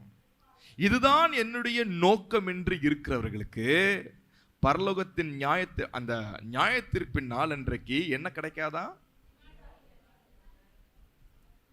ஆனா இன்னைக்கு உலகத்துல 90% மக்களுக்கு ஆசை தானே லைஃப்ல செட்டில் ஆயிடணும். லைஃப்ல இதானே ஓடுறோம் நம்ம. லைஃப்ல எப்படியாவது அந்த செட்டில் ஆகுவதற்காக தானே ஓட்டம் ஓடிக்கிட்டே இருக்குது. இந்த கட்டை ஓடிக்கிட்டே இருக்குது. இந்த கட்டை அதிகமா எதுக்கு ஓடுது? அந்த லைஃபை செட்டில் பண்ணோம். இந்த லைஃபை செட்டில் பண்ணோம். ஆண்டவர் வந்து வெரி குட், லைஃபை செட்டில் பண்ணிட்ட என் மகனே, இந்த உனக்காக ஒரு பெரிய கிரீடத்தை தரேன்னு, உனக்காக ஒரு பெரிய கிஃப்டை தரேன்னு கொடுக்க போறாரா? சொல்லுங்க. உங்களுக்கே தெரியுது நம்ம ஓடுற இந்த ஓட்டத்துக்கு ஆண்டவர் ஒண்ணுமே தர மாட்டார்னு தெரியுது. ஹல்லேலூயா. அதுக்காக வேலைக்கு போக கூடாதா பாஸ்டர்? இல்ல இல்ல இல்ல, நீ வேலைக்கு கண்டிப்பா போகணும். நல்லா உழைக்கணும். ஆண்டவர் உழைக்க சொல்லியிருக்கிறார். பிள்ளைகளுக்கு சம்பாதிக்கணும் தான், நான் இல்லைன்னு சொல்லல. ஆனால் உங்களுடைய நோக்கம் என்னவா இருக்கிறது? பெர்ஸ்பெக்டிவ் என்னவா இருக்குது? பெர்ஸ்பெக்டிவ் என்னவா இருக்கு? அது ரொம்ப ரொம்ப வாழ்க்கையில. அதனால தாங்க இன்னைக்கு நம்ம பேசிட்டு இருக்கிறோம். இந்த ப்ராஸ்பெரிட்டி பிரசங்கம், பொருளாதார ஆசீர்வாத பிரசங்கம், அதுக்கு பின்னாடி ஓடிராதீங்க. ஏன்னா நீங்க எவ்வளவு சம்பாதிச்சாலும் அதையெல்லாம் என்ன ஆயிடும்? அது ஆண்டவர்கிட்ட நீங்க வாங்கி பெற்றுக்கொண்டால் அது என்ன ஆயிடும்? எல்லாமே அழிஞ்சு போயிடும். அது நியாயத்தீர்ப்பின் நாள்ல வந்து வேலையே. நீங்க சம்பாதிக்க போகிற பொண்ணும் பொருளும் நியாயத்தீர்ப்பின் நாள்ல வேலையே. ஆமா, ஆண்டவருக்கு கீழே ஒரு 10 பேர் இருப்பாங்க. அந்த 10ல ஒரு ஆள் உங்களுடைய ஃப்ரெண்டா இருப்பான். அந்த ஃப்ரெண்டு கிட்ட நம்மளுடைய சொத்தெல்லாம் கொடுத்தோன்னு நல்ல ஒரு கிஃப்ட் கிடைக்கணும், லஞ்சம் கொடுக்கணும் நீங்க எதிர்பார்க்கவே முடியாது. அன்றைக்கு தூதர்களுக்கும் நியாயத்தீர்ப்பு இருக்கா? அப்ப யாருங்க உங்களுக்கு உதவி செய்வா நியாயத்தீர்ப்பின் நாள்ல? சொல்லுங்க. உங்களுக்கு எத்தனை பேருக்கு உங்களுடைய பிஷப் ஐயா ரொம்ப பிடிக்கும்? 4 பேருக்கு பிடிக்கும். ஒன்னு சொல்றேன், அவர் உதவியே செய்ய மாட்டார் அன்னைக்கு. எத்தனை பேருக்கு என்னை பிடிக்கும்? அது ஒரு 4 பேர். உண்மையே சொல்றேன், உதவி செய்ய மாட்டேன். நீங்களும் எங்களுக்கும் என்ன செய்ய முடியாது? உதவி செய்ய முடியாது. யாரும் யாருக்கு உதவி செய்யவே. உங்க கணவன் எத்தனை பேருக்கு பிடிக்கும்? பிடிக்காது.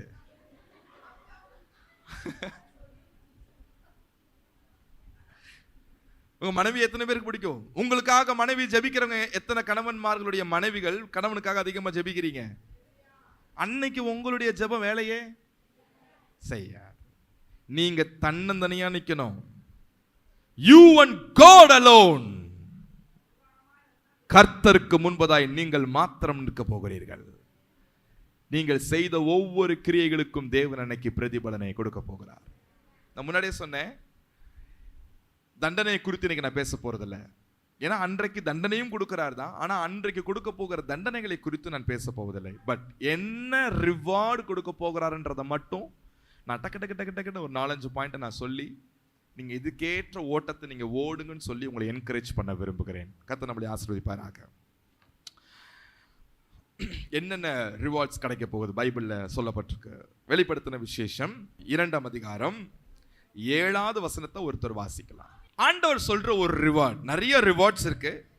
அதுல ஒரு எத்தனை ரிவார்ட்ஸ் அந்த ஒரு 10-15 நிமிஷத்துக்குள்ள சொல்ல முடியுமோ நான் சொல்ல விரும்புகிறேன். ஆண்டவர் சிலருக்கு ஜீவ விருட்சத்தின் கனியை கொடுக்கிறாரா?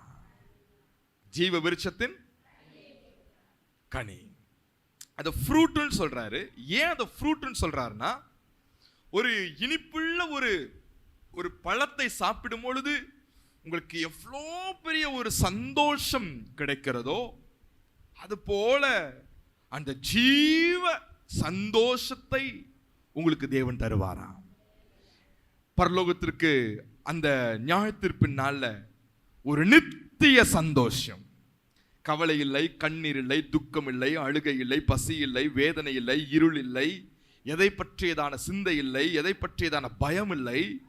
கர்த்தருக்குள்ளே இருக்கக்கூடிய ஒரு பொங்கி எழும்புகிற ஒரு மகிழ்ச்சி, என்றென்றைக்கும் தேவனோடு வாழப்போகின்ற தேவனோடு என்றென்றைக்கும் இந்த ஆத்துமா, உங்களுடைய ஆத்துமா தேவனோடு வாழப்போகின்ற அந்த கிருபையை பெற்றுக்கொள்ளுகிற ஒரு ரிவார்டு என்னன்னு கேட்டீங்கன்னா, ஜீவ விருட்சத்தின் ஹல்லேலூயா, ஹல்லேலூயா, இதை பெற்றுக்கொள்ளுகிறவர்கள் பாக்கியவான்கள். ஏனென்றால் இந்த ஆத்துமா நம்ம மரிச்சதுக்கு அப்புறம் உயிரோடு இருக்கும். ஆனா எங்க இருக்குன்றது தீர்மானிக்கிறது உங்களுடைய வாழ்க்கையை பொறுத்து இருக்கு. அது தேவனோடு இருக்கணுமா இல்ல சாத்தானோடு இருக்கணுமான்னு நீங்க தான் தீர்மானிக்கணும். அப்போ தேவன் சிலருக்கு இந்த கனியை கொடுக்கிறார், இந்த ரிவார்டை கொடுக்கிறார். என்ன ரிவார்டு? உன் ஆத்துமா ஏன் கூட வாழ போகுது, கர்த்தரோடு வாழ போகிறது. அந்த ரிவார்டை பெற்றுக்கொள்கிறவர்கள் பாக்கியவான்கள். இந்த ரிவார்டு ஆண்டவர் யாருக்கு கொடுக்கிறாரு? அதே ரெவலேஷன் சாப்டர் 2 verse 4, 2ஆம் அதிகாரம் 4ஆம் வசனத்தை வாசிங்க. போதும். ஹல்லேலூயா.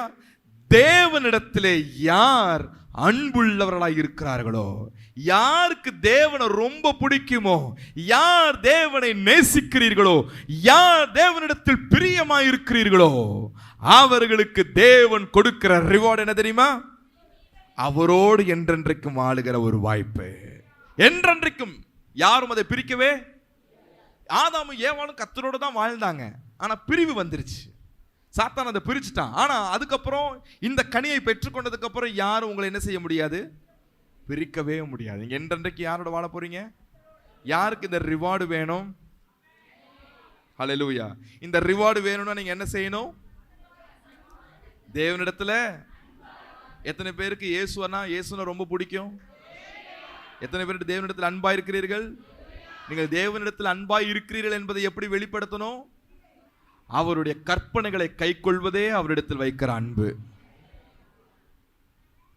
சும்மா அன்புன்ற பேர்ல I love you Jesus, I love you Lord அப்படின்னு ஒரு நாளைக்கு 1000 தடவை சொல்லிட்டு அன்பா இருக்கிறேன்னு அர்த்தம் ஆயிராது. அவருடைய கற்பனையின்படி நடக்கிறவன் எவனோ அவன் தேவனிடத்தில் அன்பாய் இருக்கிறான். ஹல்லேலூயா, ஹல்லேலூயா. அடுத்து இன்னொரு ரிவார்டை பார்க்கலாம். வெளிப்படுத்தின விசேஷம் 2:10.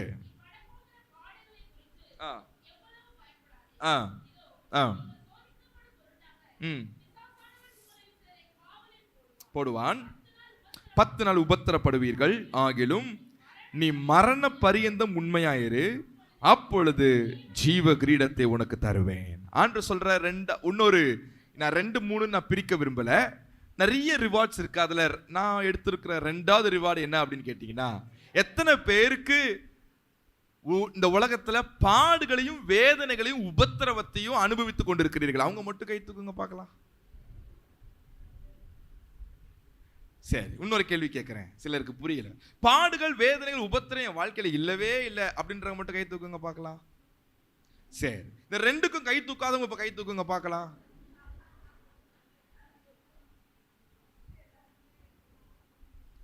நான் திரும்பி கேட்கிறேன், எத்தனை பேர் பாடுகள் உபத்திரவத்தையும் ஒவ்வொரு நாளும் அனுபவிக்கிறீங்க? அனுதினமும் இருக்கு பாஸ்டர். சில பேர் சொல்றீங்க, ஏன் பாடு யாருக்கும் என்ன பண்ணிடக்கூடாது, வந்துடக்கூடாது. நாம் படுற பாடு ஐயோ யோபுக்கு கூட வந்திருக்காதுங்க அப்படி சொல்ற ஆட்களும் சில பேர் உண்டு. என்னமோ யோபுக்கு போய் ஆயின்மெண்ட் போயிட்டு விட்ட மாதிரி பேசுவாங்க. யோபுக்கு கூட நான் பட்ட பாடு யாருக்கு கூட வந்திருக்காதா? யோபுக்கு சிலுவையின் பாடு பாஸ்டர். சிலுவையின், இவர் சிலுவையை சுமந்தாங்கன்னா தான் தெரியும் சிலுவை எவ்வளவு பெரிய பாடுன்னு. ஹல்லேலூயா. ஆனா ஆண்டவர் சொல்றாரு, இந்த பாடுகள் உபத்திரவங்கள் வேதனைகளுக்கு நடுவே நீ கடைசி பரியந்தமோ மரண பரியந்தமோ இந்த பாடுகள் நிமித்தம் ஆண்டவரை விட்டுடாம இயேசுவை கடைசி வரைக்கும் பிடிச்சுக்கிட்டு அந்த விசுவாசத்துல கடைசி வரைக்கும் உண்மையா இருந்துட்டீங்கன்னா ஆண்டவர் சொல்றாரு ஜீவ கிரீடம். இந்த ரிவார்டுக்கு பேர் என்ன? இந்த நியாய தீர்ப்பின் நாளிலே ஆண்டவர் முதல்ல எதை கொடுக்கிறாரு? ஜீவ விருட்சத்தை கொடுக்கிறாரு. அப்புறம் என்ன கொடுக்கிறாரு? உனக்கு ஜீவ கிரீடம் தரேன் மகளே. எதுக்கு ஆண்டவரே? எவ்வளோ உபத்திரவப்பட்ட, உன் புருஷன் உன்னை என்னமா போட்டு அடிச்சான், ஆனாலும் இயேசுவே இயேசுவே தானே அழுத. இந்த உனக்கு ஜீவ கிரீடம், கடைசி வரைக்கும் நீ நின்னியே. ஹல்லேலூயா. எவ்வளோ பண கஷ்டம் வாழ்க்கையில, ஆனாலும் நீ என்னை மட்டும் தானே சார்ந்து இருந்த. இந்த உனக்கு ஜீவ கிரீடம். எவ்வளவோ பேச்சுக்களை நீ வாங்கியிருக்கிற, ஆனாலும் நீ என்னை வந்து மறுதலிக்காம என்னை வந்து தேடினியே. இந்த உனக்கு ஜீவ கிரீடம். இது எப்போ வரைக்கும் நிக்கணும்? till your death. சாகறதுக்கு முன்னாடி உங்களுக்கு பலன் கிடைக்காது, ஆனா செத்ததுக்கு அப்புறம் பலனை தேவன் நியாய தீர்ப்பின் நாளிலே கொடுக்கிறாராம். ஹல்லேலூயா. 3ஆம் அதிகாரம் அடுத்ததுக்கு போயிடலாம், ஏன்னா நேரம் இல்லை, எல்லாத்தையும் வாசிக்க நேரம் இல்லை. 2ஆம் அதிகாரம் 17வது வசனத்தை வாசிக்கலாம். அடுத்த ரிவார்டு ஆவியானவர் சபைக்கு சொல்லுகிறதை மைக்கில் வாசிங்களேன். காது உள்ளவன் கேட்க கடவன்.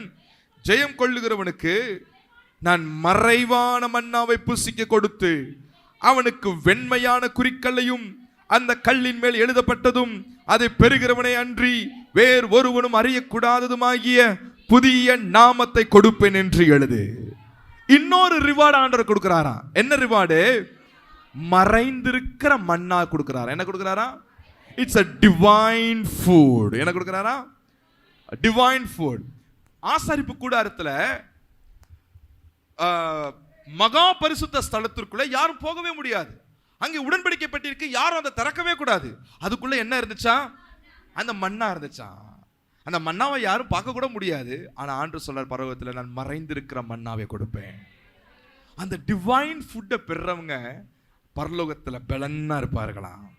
அவர்களுக்கு தெய்வீக ஞானம் இருக்குமா, தெய்வீக வெளிச்சம் இருக்கும், தேவ வார்த்தையை பற்றியதான அறிவு இருக்குமா. அது மட்டும் இல்ல, அவர்களுக்கு தேவன் என்ன கொடுக்கிறாரா? வெண்மையான குறிக்கல் கொடுக்கிறாரா. என்ன கொடுக்கிறாரா? வெண்மையான. இது ஒரு ரிவார்டு.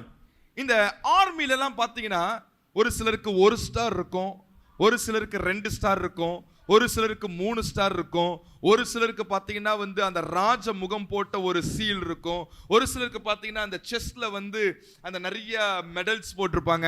இதுக்கெல்லாம் மீனிங் தெரியுமா? இங்க இருக்கிற யாருக்காவது 1 ஸ்டார்னா மீனிங் தெரியுமா? ஜோதி உனக்கு தெரியுமாப்பா? ஜூலியாக்கா உங்களுக்கு தெரியுமாக்கா? 2 ஸ்டார் போட்டா மீனிங் என்னன்னு? ஆனா நீங்க இந்த ஜஸ்டின் ஸ்தபாவை கேட்டீங்கன்னா தெரியும். 1 ஸ்டார்னா என்ன அர்த்தம், 2 ஸ்டார்னா என்ன அர்த்தம், 3 ஸ்டார்னா என்ன அர்த்தம், அந்த ராஜ கிரீடம் போட்டா என்ன அர்த்தம், அப்படின்னா என்ன மீனிங் என்று அவங்களுக்கு தெரியும். ஏன்னா அதுல வசனம் சொல்லுது, பெறுகிறவனை அன்றி வேற ஒருவனுக்கும் அது தெரியாது. ஆனால் ஒண்ணு தெரியும், நீங்க அப்படி ஸ்டார்ஸ்லாம் போட்டு அந்த யூனிஃபார்ம் போட்டு வந்து நின்னா உங்களை அறியாமே சல்யூட் பண்ணிடுவீங்க. ஆமாவா இல்லையா? ஹல்லேலூயா. ஆண்டவர் பெரிய ரிவார்டு தரார். என்ன ரிவார்டா? வெண்மையான குறிக்கல் போட்டு ஒரு உயர்ந்த பொசிஷன். அது ஒரு பெரிய ரிவார்டு. எத்தனை பேருக்கு இந்த ரிவார்டு வேணும்?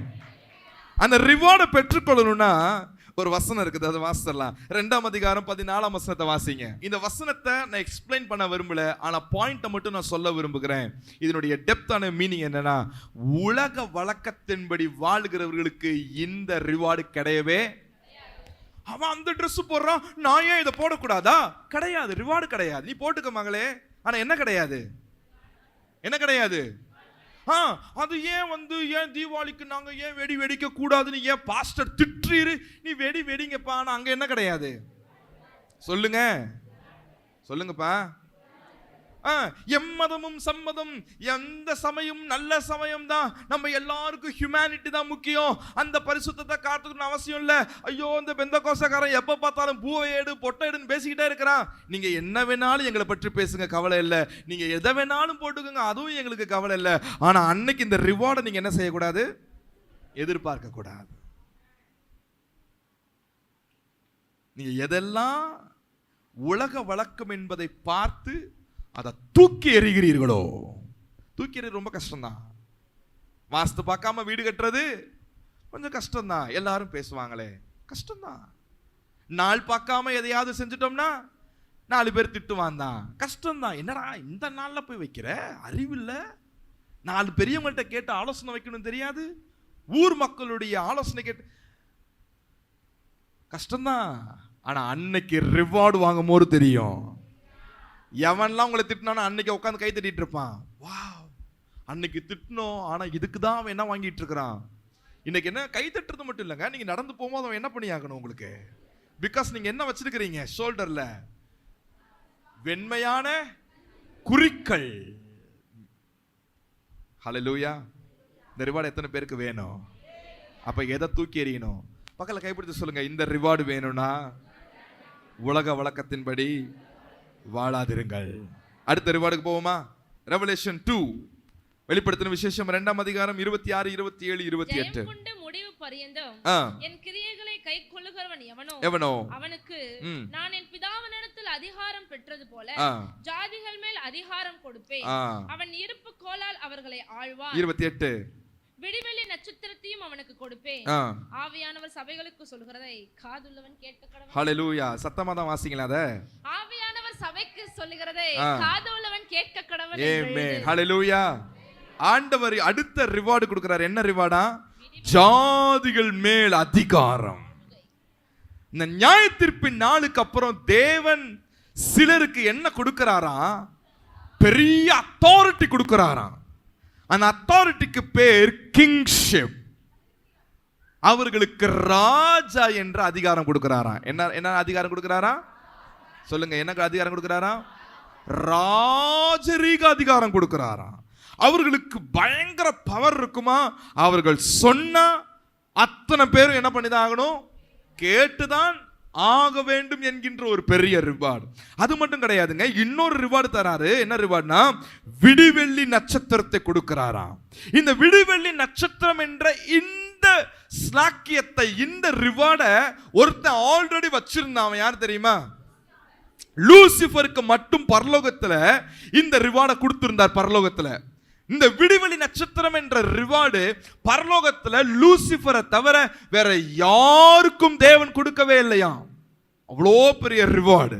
அந்த விடிவெளி நட்சத்திரத்தை பெற்றுக்கொண்ட அந்த லூசிஃபர் தேவன் அமர்ந்திருக்கிற அந்த சீயோன் மலைக்கு ஏறுவதற்கான தகுதியை அவன் பெற்றிருந்தான். வேற யாருக்கும் அது கிடையாது. ஹல்லேலூயா, ஹல்லேலூயா. ஆனால் அதை அவன் இழந்து போயிட்டான். தேவன் அதை அவனிடத்திலிருந்து பிடுங்கி விட்டார். அதை பிடுங்கி தேவன் அந்த விடிவெளி நட்சத்திரம் என்ற கிருபையை யாருக்கு தெரியுமா கொடுக்க போறாரு? யாருக்குன்னு வாசிக்கலாம், சும்மா எனக்குன்னு சொல்லிட்டு இருக்க முடியாதுல்ல.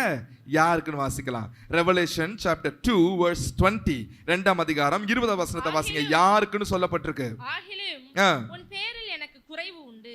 என்னவெனில் தன்னை தீர்க்கதரிசி என்று சொல்லுகிற எசபேல் என்னும் ஸ்திரீயானவள் என்னுடைய ஊழியக்காரர் வேசித்தனம் பண்ணவும் விக்கிரகங்களுக்கு படைத்தவர்களை புசிக்கவும் அவர்களுக்கு போதித்து அவர்களை வஞ்சிக்கும்படி நீ அவளுக்கு இடம். சிம்பிளா இந்த வசனத்திற்கு ஒரு விளக்கம் கொடுக்க வேண்டும் என்றால், சாத்தான் அநேக நேரத்தில் உங்களுக்கு தந்திரமாய் உங்களை விழும்படி வலை போடுவான்.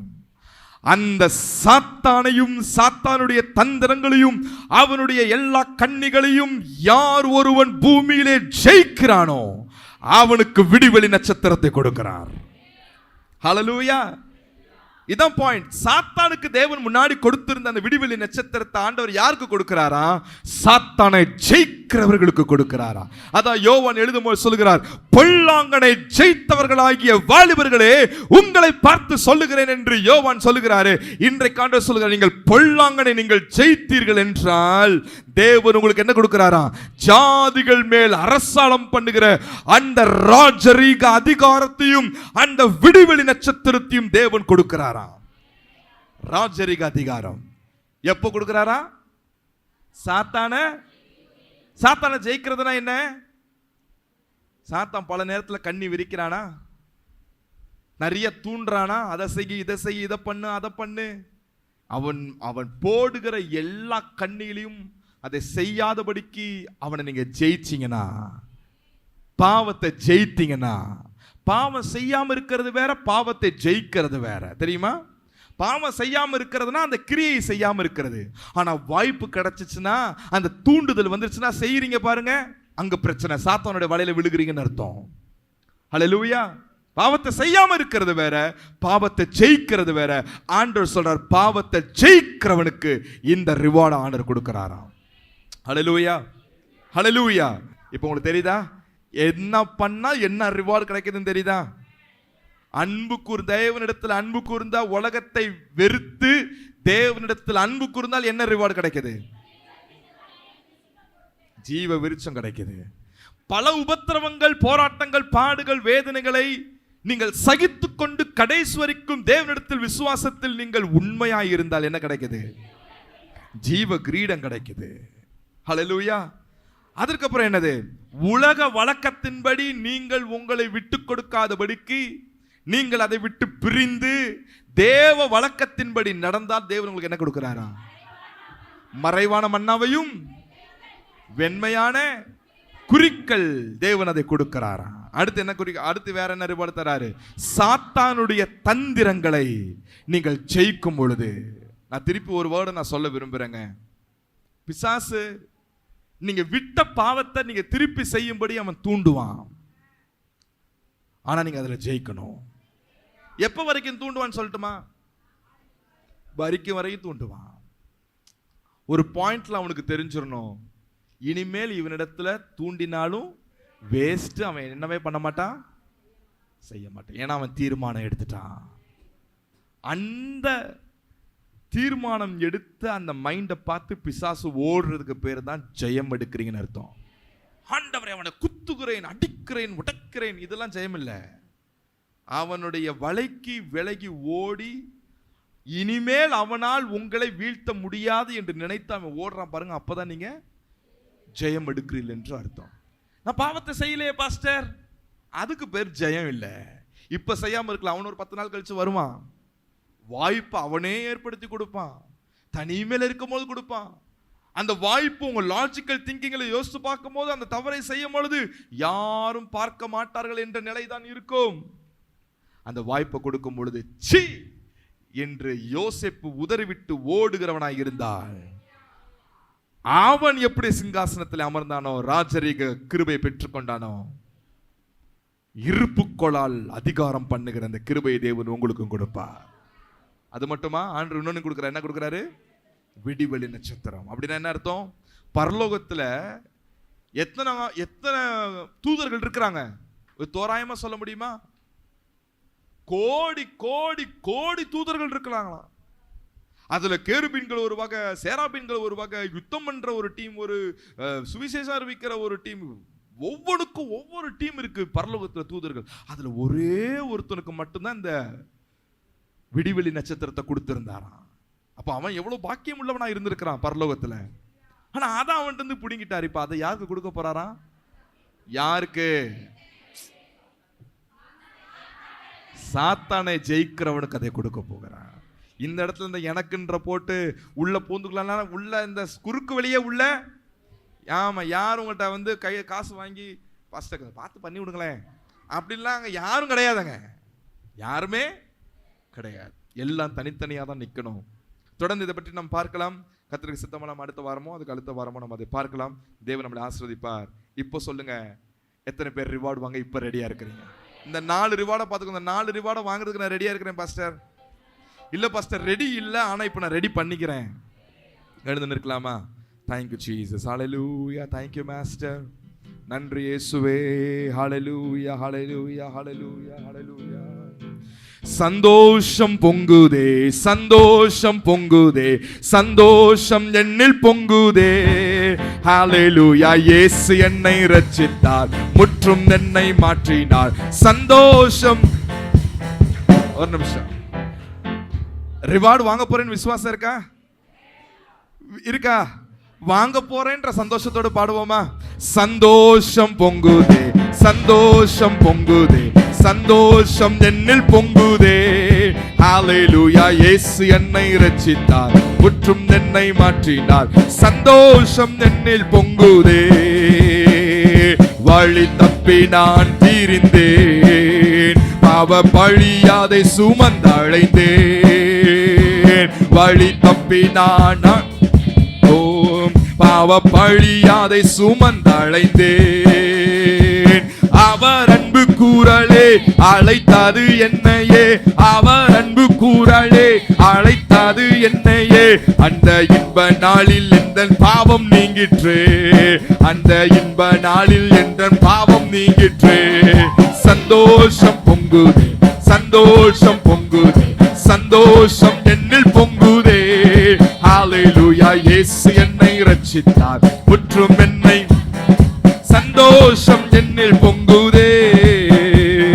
சத்துரு சோதித்திட தேவ உத்தரவுடன் வருவான். சத்துரு சோதித்திட தேவ உத்தரவுடன் வருவான். ஆனால் இயேசு கைவிடார், தானாய் வந்து ரட்சிப்பார். ஆனால் இயேசு கைவிடார், தானாய் வந்து ரட்சிப்பார். இந்த நல்ல இயேசு எந்தன் சொந்தமானாரே, இந்த நல்ல இயேசு எந்தன் சொந்தமானாரே. சந்தோஷம்,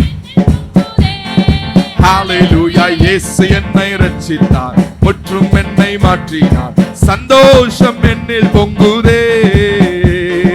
பாவத்தில் ஜீவிப்பவர் பாதாளத்தில் அழிந்திடுவார். பாவத்தில், எனவே பாவத்தை விட்டு மனம் திரும்புங்கள். நானோ பரலோகத்தில் நானும் பாடல் பாடிடுவேன். நானோ எத்தனை பேர் பாட போறீங்க? ஓஹோ, நானோ பரலோகத்தில் நானும் பாடல் பாடிடுவேன். நானோ பரலோகத்தில் நாளும் பாடல் பாடிடுவேன். என்னில் வாழும் இயேசுவோடு என்றும் வாழுவேன்.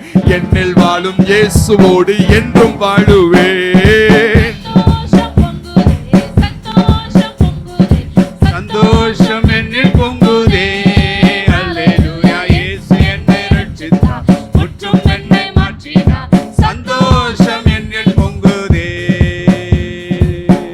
நல்ல பிதாவே, இந்த சந்தோஷம் பொங்குற உள்ளத்தோடு நாங்கள் கடந்து செல்ல எங்களை பரிசுத்த ஆவியின் அபிஷேகத்தினாலும் மகிழ்ச்சியினாலும் நிரப்பி ஆண்டவரே எங்களை அனுப்ப வேண்டும் என்று ஜெபிக்கிறோம். வந்திருக்கிற யாவர் மேல் அந்த சந்தோஷம் நிலைத்திருக்கட்டும். கர்த்தருடைய கிருபை உம்முடைய பிள்ளைகளை தாங்கட்டும். ஒவ்வொரு பிள்ளைகளினுடைய குடும்பத்தையும் கர்த்தர் வேலி இணைத்துக் கொள்ளுங்க, ஆசீர்வதிங்க. இயேசுவின் நாமத்தில் ஜெபிக்கிறோம் நல்ல பிதாவே. நாத்துமாவே கர்த்தரை ஸ்தோத்திரி, என் முழு உள்ளமே அவருடைய பரிசுத்த நாமத்தை ஸ்தோத்திரி. என் ஆத்துமாவே கர்த்தரை ஸ்தோத்திரி, அவர் செய்த சகல உபகாரங்களையும் மறவாதே. ஆமென். நமது கர்த்தராகிய இயேசு கிறிஸ்துவின் கிருபையும் பிதாவாகிய தேவனுடைய அன்பும் பரிசுத்த ஆவியானவருடைய ஐக்கியமும் சமாதானமும் என்றுமென்று நம்மளோடு கூட இருப்பதாக. ஆமென். ஹல்லேலூயா, ஹல்லேலூயா. ஓ தேவனுக்கு மகிமை, தூக்கி எடுத்தார் என்னை, தூக்கி எடுத்தார் இயேசு. நம் கரத்தை நீட்டி ரட்சித்தாரே. ஓ தேவனுக்கு மகிமை, நான் இயேசுவை நேசிக்கிறேன், மேன்மேலும் நேசிக்கிறேன். அக்கரையில் நான் என்று அவரை என்றென்று வாழ்த்துவேன். அக்கரையில் நான் என்று அவரை என்றென்று வாழ்த்துவேன். ஹல்லேலூயா, ஹல்லேலூயா, ஹல்லேலூயா, ஹல்லேலூயா, ஹல்லேலூயா, ஹல்லேலூயா, ஹல்லேலூயா, ஹல்லேலூயா. கர்த்தர் உங்களை ஆசீர்வதிப்பாராக.